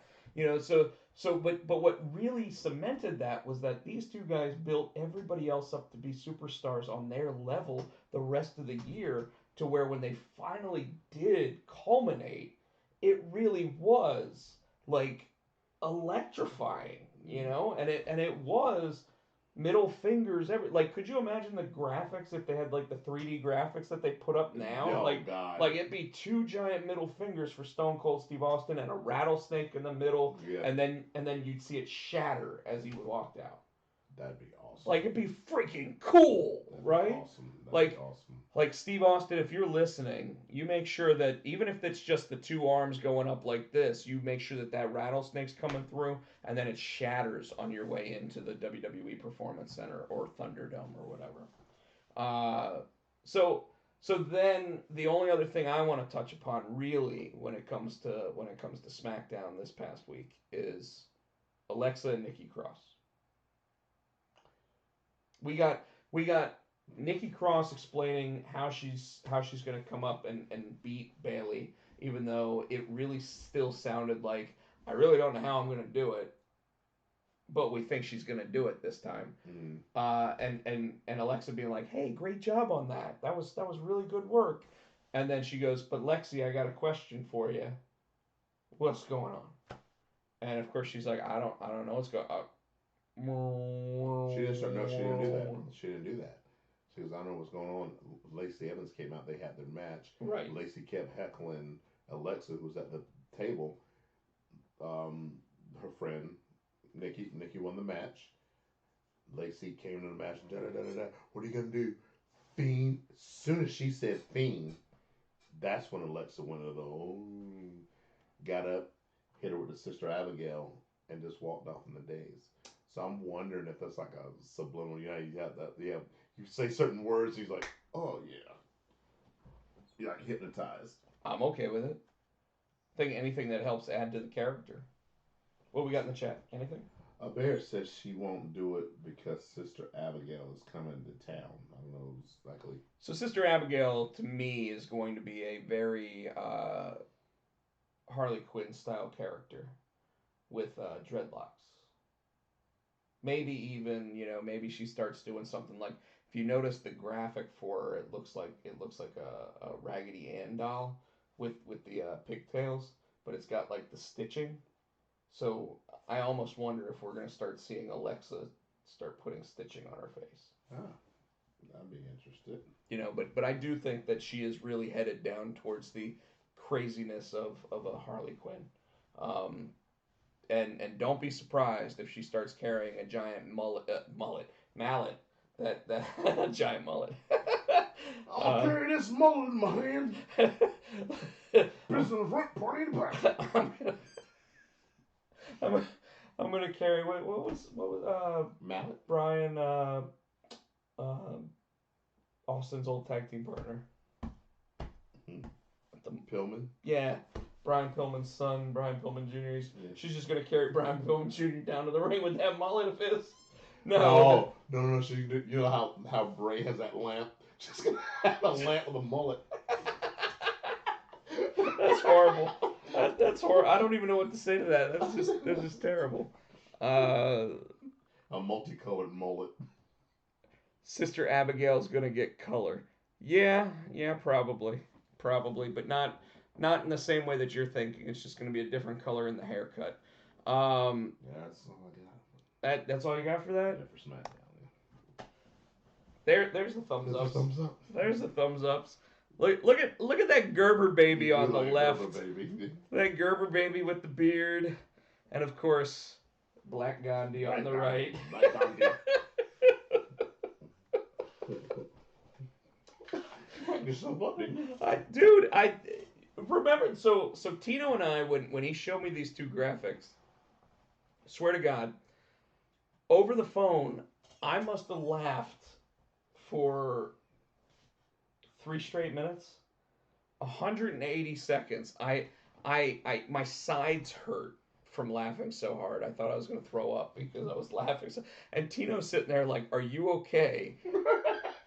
Now, granted, he had laughed for about 120 seconds at that point, but he stopped, and I just kept laughing because I was like, I look like I should be eating baby food. You're not wrong. But what caused me to laugh even harder when I was like, you know what you look like? You look like damn Black Gandhi out there. No, that one specifically, you look like Black Gandhi. Yeah, you do. You do. Me, like you go like this to that Gerber baby, and it's like, yep, I can see why I get the contract. So tonight's Monday Night Raw. I didn't like it. I thought the show was worthless. I'm just gonna be honest. You're like, I didn't like it. Should have let you go first and be like, yeah, it was a pretty good show. It did this. I didn't like it. It wasn't their best show. It wasn't good. It intrigued me because it started out with Retribution in the Ring.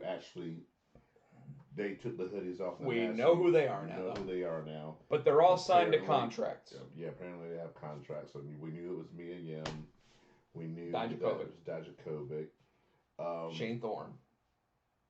I still don't know if that's so. You said it's Shane Thorne, and then I can't. Dio Madden. Yeah, Dio Madden was the other one. Yeah. So. And then 17 other guys outside the ring. Yeah. So, but I'm thinking those are going to be their main ones. I guess those are going to be their main. Yeah, they specifically made those guys the mains now. However, they gave them all funny names. Dean Douglas. Shane Douglas. What about him? Or Dean Douglas. Yeah, that was Shane Douglas. We gave them funny names. I don't know why they gave them funny names. I don't know. I'm still trying to figure out. Like one of the guys was named like Four-Legged Chair. No, it wasn't. I'm still trying to figure out where they're trying to go with this storyline. So. Yeah, the storyline doesn't make any sense at this point.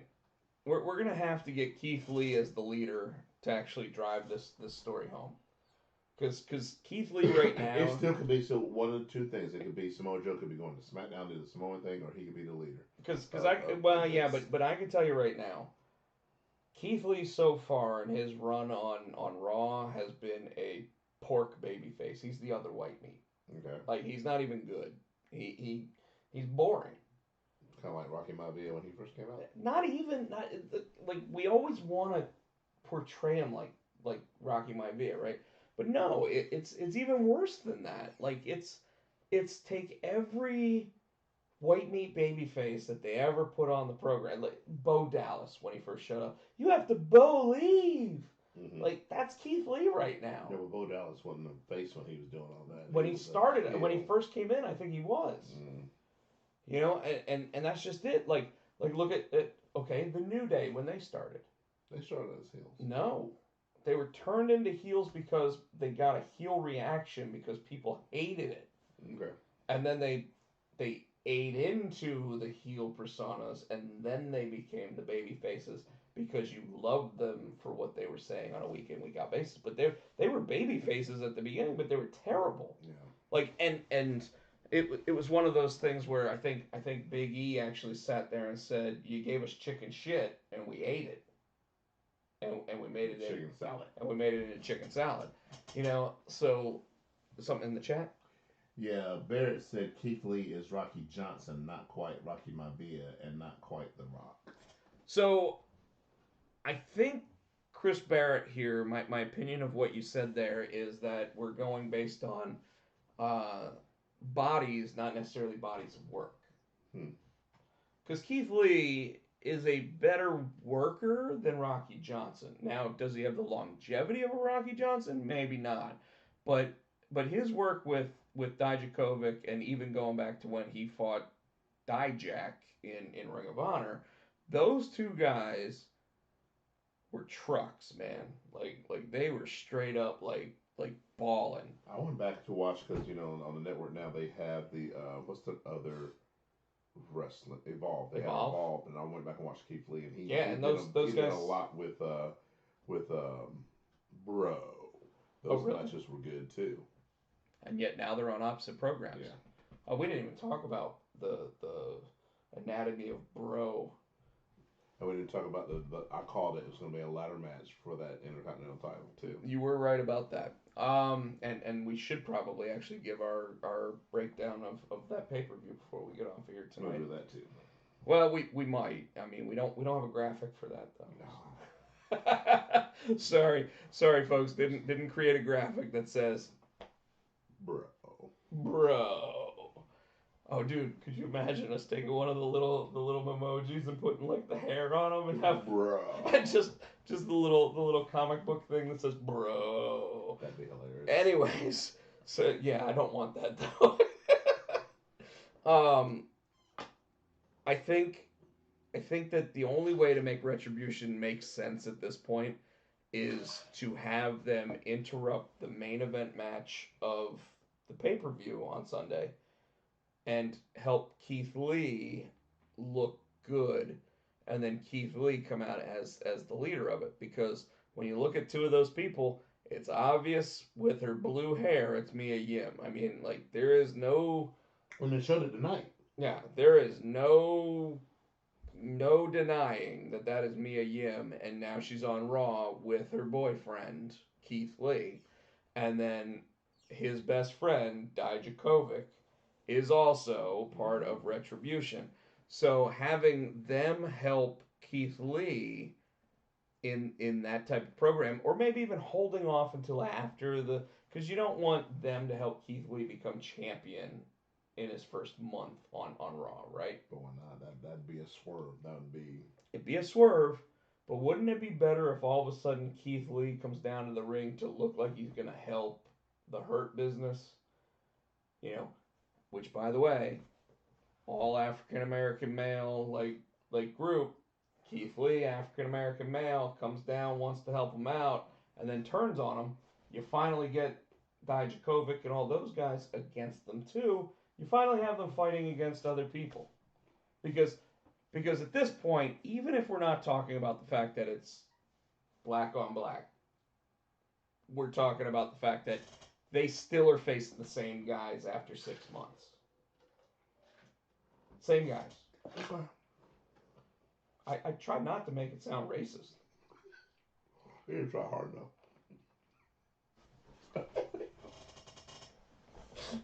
You know, though. You put that knife down, Tino. Now see who's doing it. It's black on white crime, though. Yeah, but we're in Durham. Oh, and technically we are. And both of us we go to prison. Why would you go to prison? Well, I'd be dead, but you'd be in prison, and my sister'd be like, I don't know him. No, she'd be like, thank you, Tino. But yeah, in private when she calls you on the phone, but otherwise. Barrett, come on, Potsy, you had to play the race card. Yeah, you're just trying to get something out of this whole thing, Chris Barrett. The fact is that I do think Retribution needs a leader, and I think that they've been very soft with Keith Lee so far. So I think that while he's getting the matches with the right people, he's not getting over with his interviews. Am I wrong? No, and I'm trying to think. I mean, I guess we could have. I'd say Keith Lee or Samoa Joe. No. Hell, CM Punk. Hell, Stone Cold Steve Austin. Hell. I don't think any of them are coming back. I'm thinking somebody on the main roster that you probably that they're not using. Correct. Probably. And you even said, "Oh, how do we know that wasn't Samoa Joe?" Now we know it wasn't Samoa Joe. Yeah. Right. None of those guys were Samoa Joe tonight, but it would be interesting. However, I almost agree with you with Keith Lee. If they're going to use Samoa Joe on Raw, though, I think Samoa Joe is going to be used in the Rey Mysterio angle, because I think he's going to sit there and say, you need to stop, talking to Seth. You need to stop doing this. And that's going to cause Seth versus Samoa Joe. But otherwise, I think we're right on, man. I think Samoa Joe is going to be traded to SmackDown. I think that's why Braun's quietly come to Raw, and you know, so Braun's quietly come to Raw. So has. Although they're trying to tell you that Braun is only there for Raw Underground, but why did he come on the Kevin Owens show? We're a couple weeks. Well, because the Kevin Owens show is a talk show, so you can have anybody on the talk show. Okay. But again, we're only a couple weeks away from the draft, so I think we're already seeing some of the drafted people without, and they're probably trying to test the waters to see, does this guy get a reaction on Raw? Does this guy get a reaction on SmackDown? Now, granted, nobody seems to get a damn reaction even out of the Thunderdome at this point. Like, where's the noise? Like, at least at the pay-per-view that they did a couple weeks ago, it sounded like they pumped up the noise. But they don't pump up the noise anymore. They do, just not as loud as they have been. They need to pump it up as loud as they can. Like, I don't care if people are booing what they shouldn't be booing at this point. You need need to pump up the sound. Mm-hmm. Like, it needs to sound like there's 20,000 people in the arena, even though there's only 10,000 or 1,000 people on the screens. Chris Barrett said the noise is at 205 Live. Nothing's at 205 Live. The sad thing is that 205 Live is actually filmed in the Thunderdome, and NXT is not. I don't understand that. Well, it's because 205 Live films after SmackDown because it's only 2 hours, and 205 Live's an hour. So they got 3 hours that night. They got 3 hours on Monday night. But why would we bring NXT? Because apparently they're there because they did the backstage thing with every time they do a backstage segment, and that rings in the background. That's the performance center. Yeah, but that might not be live when they're doing those moments. Like when they did the thing with Sasha. Well, it said she was at the performance center. Okay. So she was sitting in a chair at the performance center with that big neck brace on. With her big Bob Orton Jr. neck brace on. Yeah. All she needed was the cast, and she'd be. Or Bobby the Brain Heenan neck brace. Okay. or when Vince McMahon was actually in the wheelchair. And then Steve Austin knocked him over the one time. I don't know, man. I look at what happened there, and I'm like, ugh. I'm bored with Monday Night Raw stuff. Like, we got Mickie James versus Zelina Vega tonight, and it's not like we expected Mickie James to have any chance of winning. I kind of expected, because you were talking about Melina coming back, I was kind of expecting Melina to come in and help Zelina with that match. Although I think that rumor is that Melina from Eminem is possibly coming back, and if she does, they're saying she's going to come back to Raw, and I think she's going to come in and get right into a feud with Mandy Rose, because they just moved Mandy Rose to Raw. So I don't think it means that Melina's going to win. I think that it means that Melina's going to get that quick pop, and then from there, Mandy Rose is going to get the win over her, because Mandy Rose moving over to Raw is still supposed to be with Otis, long distance relationship style, and they're only going to see each other at the pay-per-views kind of thing. Because here's the real worry to me, and this isn't Raw. In fact, maybe I should put the Lay and the SmackDown thing back up, but when it comes to Otis, what are they going to do with the Money in the Bank? Carson, if you're still in the chat, you are a wrestling fan, so please tell me what the plan is for Otis when you have the big dog on SmackDown holding the title. Are they going to move Otis over to Raw so that he can go up against Drew McIntyre or Randy Orton? No. Chris Barrett said there's one. He said there's one way to make Raw great again. Ken Shamrock and Raw Underground just messing mofos up. And Barrett also said there is no plans for Otis. There really does not. Well, there is plans with Otis, because Otis is in a program right now with the Miz and Morrison, and Otis getting sued. Yeah, that's. Yeah, what's the deal? What's the deal? Oh, okay. And then Morrison goes, "Yeah, we got a plan." And we're gonna take you to court and sue you unless you give us the Money in the Bank. Which is gonna cause a match, and somehow I think the Miz is gonna end up with that Money in the Bank. But he's not gonna beat damn Roman either. No, but at least it'll be fun to watch him lose to Roman. It'll be fun. You won't be fun to watch Otis lose?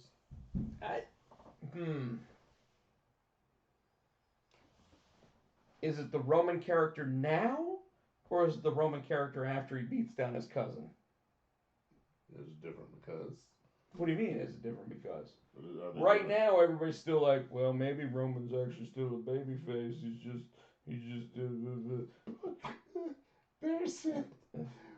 Barrett said Otis will get a shot at the 24/7 title with the Money in the Bank. Don't.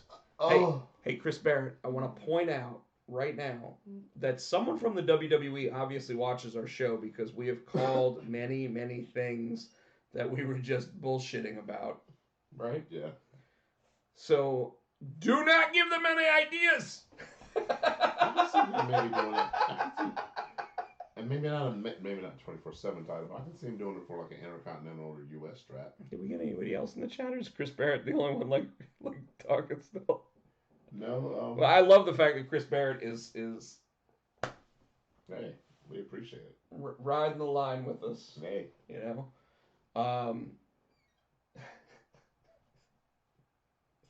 that's funny. Buddy the bank. I'm gonna cash it in. Bring my rep and my time. Okay, because Chris Barrett brought up the 24/7 title. Yeah, go back to Raw. Yep. Tino told me we got to go back to talking Raw. I don't get the point of it, but it was still funny. Can I drop one? Yes. Can we put this up? I'm even gonna put it up with yours. Okay. Oh God. Okay, I'm gonna put it up with yours. What the fuck was up with R-Truth tonight? That shit was funny. I think the best part of that is when that bitch said, "Calgon, take me away." And the Wave said it. The Wave said it. Was he part of a douche commercial? Is that what was going on? No. Oh my God. And they said, Tozawa got devoured. Literally, his ninja costume was all that was left. Oh God, that was so funny. I don't even know if that's a way to say that it is over with that thing, but he kept going, I gotta get my baby back, and then he had to figure out, without being able to swim, how to get into the water of the ocean. The water of the ocean. To get the 20, and that 24/7 championship, when he held it up outside of the water, looked brand damn new. Like, I don't even know I don't even know what to say. It's just where the fuck did that championship come from? That's Barrett said R-Truth retained the 24/7 title over Otis. So Chris Barrett is saying not only will Otis cash in, he's gonna lose. Oh. Well played, Chris Barrett. Well played. Little Jimmy's gonna cause him to lose. And little Jimmy made an appearance tonight. Well, Like he was holding him. He was holding him up like this. And he got the title in the other hand. Oh God. And that's not me showing muscles. That literally was like him holding little Jimmy up out of the water so he didn't drown and disappear like Akira Tozawa. He didn't want to get him devoured like Tozawa. He didn't want to get devoured like Tozawa. Oh God. Oh my goodness. That segment made me laugh. But it was so bad. But it was so funny. It was so bad. Like I get why they do it. Because Monday Night Raw is a fucking variety show at this point. And R-Truth is fucking hilarious. He is, but we put it back on the Talking Raw, sorry. So we can't even drop any more of those F-bombs. We apologize, folks. Sorry. Now that we said that, effing this. What else? I'm trying to think what else happened on Raw that. Shayna Baszler and Nia Jax once again taught Rusev's wife a lesson. Did exactly the same thing this week that they did to her last week after Miro on Busted Open said, oh, they won't do anything like that because they're not that petty. So, lucky for you, Miro, saying that they wouldn't do it. They did it. They did it. Twice. And they did it again. And I'll be real here. Didn't she just sign a contract, like a 5-year deal? She can't signed even get out. She signed a 5. Well, unless they let her go. She could just refuse to work like some people, but they will keep her on. They're spiteful enough to keep her. Yes. Through her contract. Yes, you're absolutely right. Home. But I do want to say that at least Nia Jax looks like she's taking care of her as she drops her through the table. Now, Nia Jax's back both weeks look like it hit the corner of those tables. Yes. Which could be how they break away, I don't know, but at the same time could also cause serious damage to different sea level vertebrae. So I gotta be real with you. As careful as they've been with Lana going through those tables, it it still seems like they're being petty about this shit, Mm-hmm. and that they are taking it out on Lana. Because if you notice, Natalia's not the one taking that bump. Ruby Riot's not taking that bump. And there's one too. Shayna's not giving the bump. They're giving her to the heaviest woman to put her through that table. Yeah. So now maybe that's because they're afraid that if Shayna were to do it, it wouldn't break. Sure, because Shayna does try her best to take care of people. Yes, as we've seen with the lifting or lowering the thumb to prevent it from dislocation, as we've seen from making sure that she's not choking people for real. You know, like lots of things definitely show that Shayna is, for being a former MMA superstar, she is. I don't know, like she was choking Lana for real. Remember, I made that comment. Yeah. She had her arm was like under the chin, and like she was pulling back on her, and then Lana was changing. But then again, with last week with Mickey James, passing out in Yeah. front of the referee, and the referee thinking it was real and And calling for the bell, and she's like, "Are you kidding me?" She was selling. And all she was doing, like, that's when you know you're damn good at your job, when the referee 6 inches from your head doesn't know that you're not knocked out. Like that's saying something. Um, Hurt Business versus Retribution. We already talked about that. We got the KO show versus or the KO show with Shane McMahon. Yeah. Shane McMahon gets in his face and he says, "Oh, let's bring him out." Dabba-Kato. Dabba-Kato comes out, and then Kevin Owens slaps the piss. So he said the piss. Slapped the piss. He basically slapped Dabba-Kato so hard that there was some junk in his pants. Like he slapped the shit out of him, you know. But then he brings out Braun Strowman, and Braun Strowman's like, "Don't even talk to me." Like. And then Alistair came out of nowhere and yeah, Alistair Black with one eye covered up. Which, by the way, when he's wrestling a match, he takes it off. So I don't understand why he's got the one eye covered up at this point. What the shit's that all about? To protect it until he gets in the ring. I don't know. Keep the dust out. I don't know. What is he, the little kid that wears the eye patch because they want his eye to push back up? I mean, come on, like what the hell is up with the stupid surgical tape around the half of his head? I don't know. Like, it's terrible. Oh, we had the tag match where Seth just walked away from Buddy Murphy. Yeah, we did. And then later they just brought Seth Rollins back out to sit there and say, "Hey Ray, we know you're not the father." And Ray's like, "You're gonna talk about that again, Seth? You gonna talk about that? That was 15 years ago." But you know what? At least it's continuity, right? It was continuity. And then he said that his daughter was naive, and then she walked away all pissy, so they had to follow behind her to figure out what was going on. And then Buddy Murphy sat there, said nice things to her, made her feel special. She's 19 and he's 30-something. Now, interestingly enough, the thing that I thought was funniest was the picture that they showed of Ray's family. Oh God! Showed how all of them are like 5'0" nothing, and then Dominic's like 6'2", right? But then you see Angie, and Angie's like a foot taller than Ray, so like she's literally like 6 feet tall, and yet somehow they shrunk her down to fit in that picture with everybody else except Dominic. But who's he trying to say the dad is now? I think he was just trying. Remember because he started saying, "Oh, well, maybe it's not the son. Maybe you're not the father."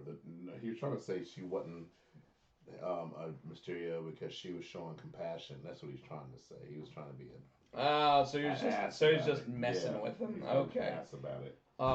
But then later you see Buddy Murphy come up and console her a little bit and say he's sorry, and she even lets him sit next to her, and does something really weird like why is he in the women's locker room for whatever reason, like or why is she in the men's locker room just sitting there by herself, like what is up with that?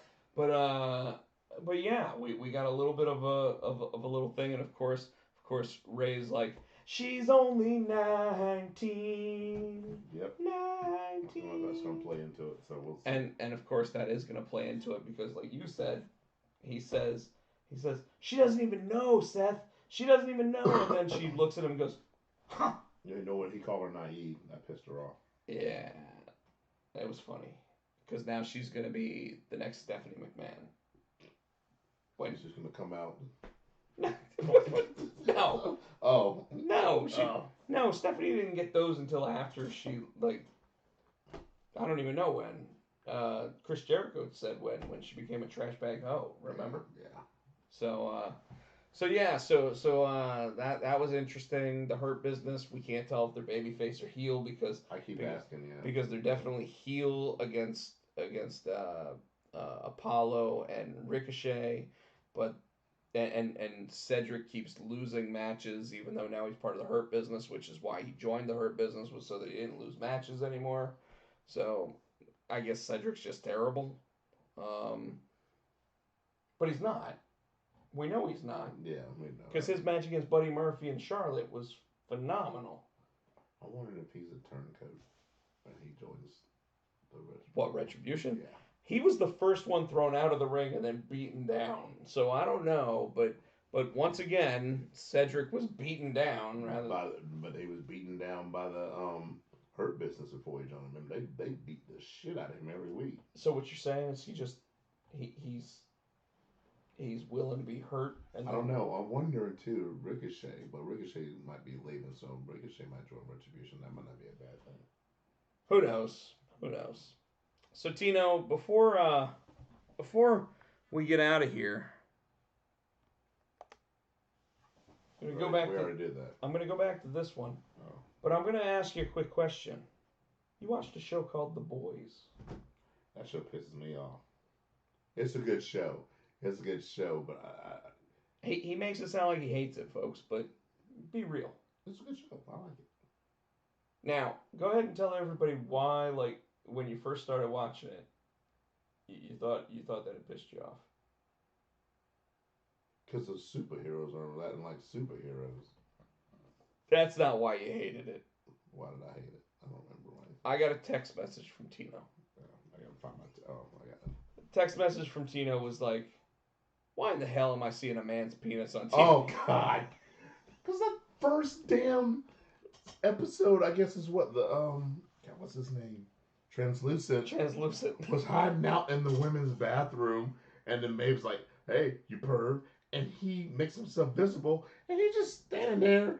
It's just slanging. I didn't know this isn't True Blood. I didn't even see his penis. This isn't True Blood. It's not Eric. I forgot about that. So Tino's watched all. I'm caught up. All 13 episodes. Yeah, or whatever. I guess we got some more coming out. They come out on Fridays, I guess. Yeah, they come out. Well, actually, it's funny because the folks from the Comic Corps, Carson and I, like I said, I was on their show on Friday. I'd already watched it Thursday night. Apparently, it went live at like 11 p.m. Thursday night or whatever, and I watched it. It's one of the best shows on TV. It is. Like, or on streaming or whatever the hell you want to call it. I mean, it's never going to win Emmys because of how dirty it is. But like, Garth Ennis's messed up psyche of what superheroes really do in their off time. I mean, Homelander is so perverted. So perverted. He's got issues. Issues? Yeah. Issues? He's got like an entire collection. Kimoto is ripping people's faces off by the ears. Kimiko. I'm like, what? But, yeah, she literally rips from an ear off of a Russian mobster. And it's the coolest like visual I have seen since Spartacus, when Crixus cuts off a dude's face from top to bottom and the whole head just slides off and you just see it bleeding from there. I don't even know. I think Butcher's got to be my favorite character right now. Either Butcher or... the dog. He's either Butcher. The dog is the best character. Or what's Mother's Milk, whatever they call it. Mother's Milk, yeah. Yeah, I like him too. Although I found it funny that like Mother's Milk's character, they when they went on the little trip to North Carolina. That she Yeah. that she was like Seeing we didn't start the fire. That was so awesome. No, I'm talking about when like she got out of the car and she's talking to Huey about like all the little quirks and OCD-ness. Yeah. And she's like, he taps the steering wheel 3 times before he changes lanes. He does this. And what's up with the wet naps? You know, and you actually have a thing of wet naps. And he's like, see you, Chris. Dry wiping just moves it around, but wet wiping gets it off the skin. Oh, Chris Barrett's leaving. Oh man. Well, it is 1:30. We've been on. Oh, you're right. Hours, so I made Tino watch that. Next week, I'm gonna have him watch Lovecraft Country. I gotta get HBO. I think I'll have HBO. I'll have a look and see what's on my.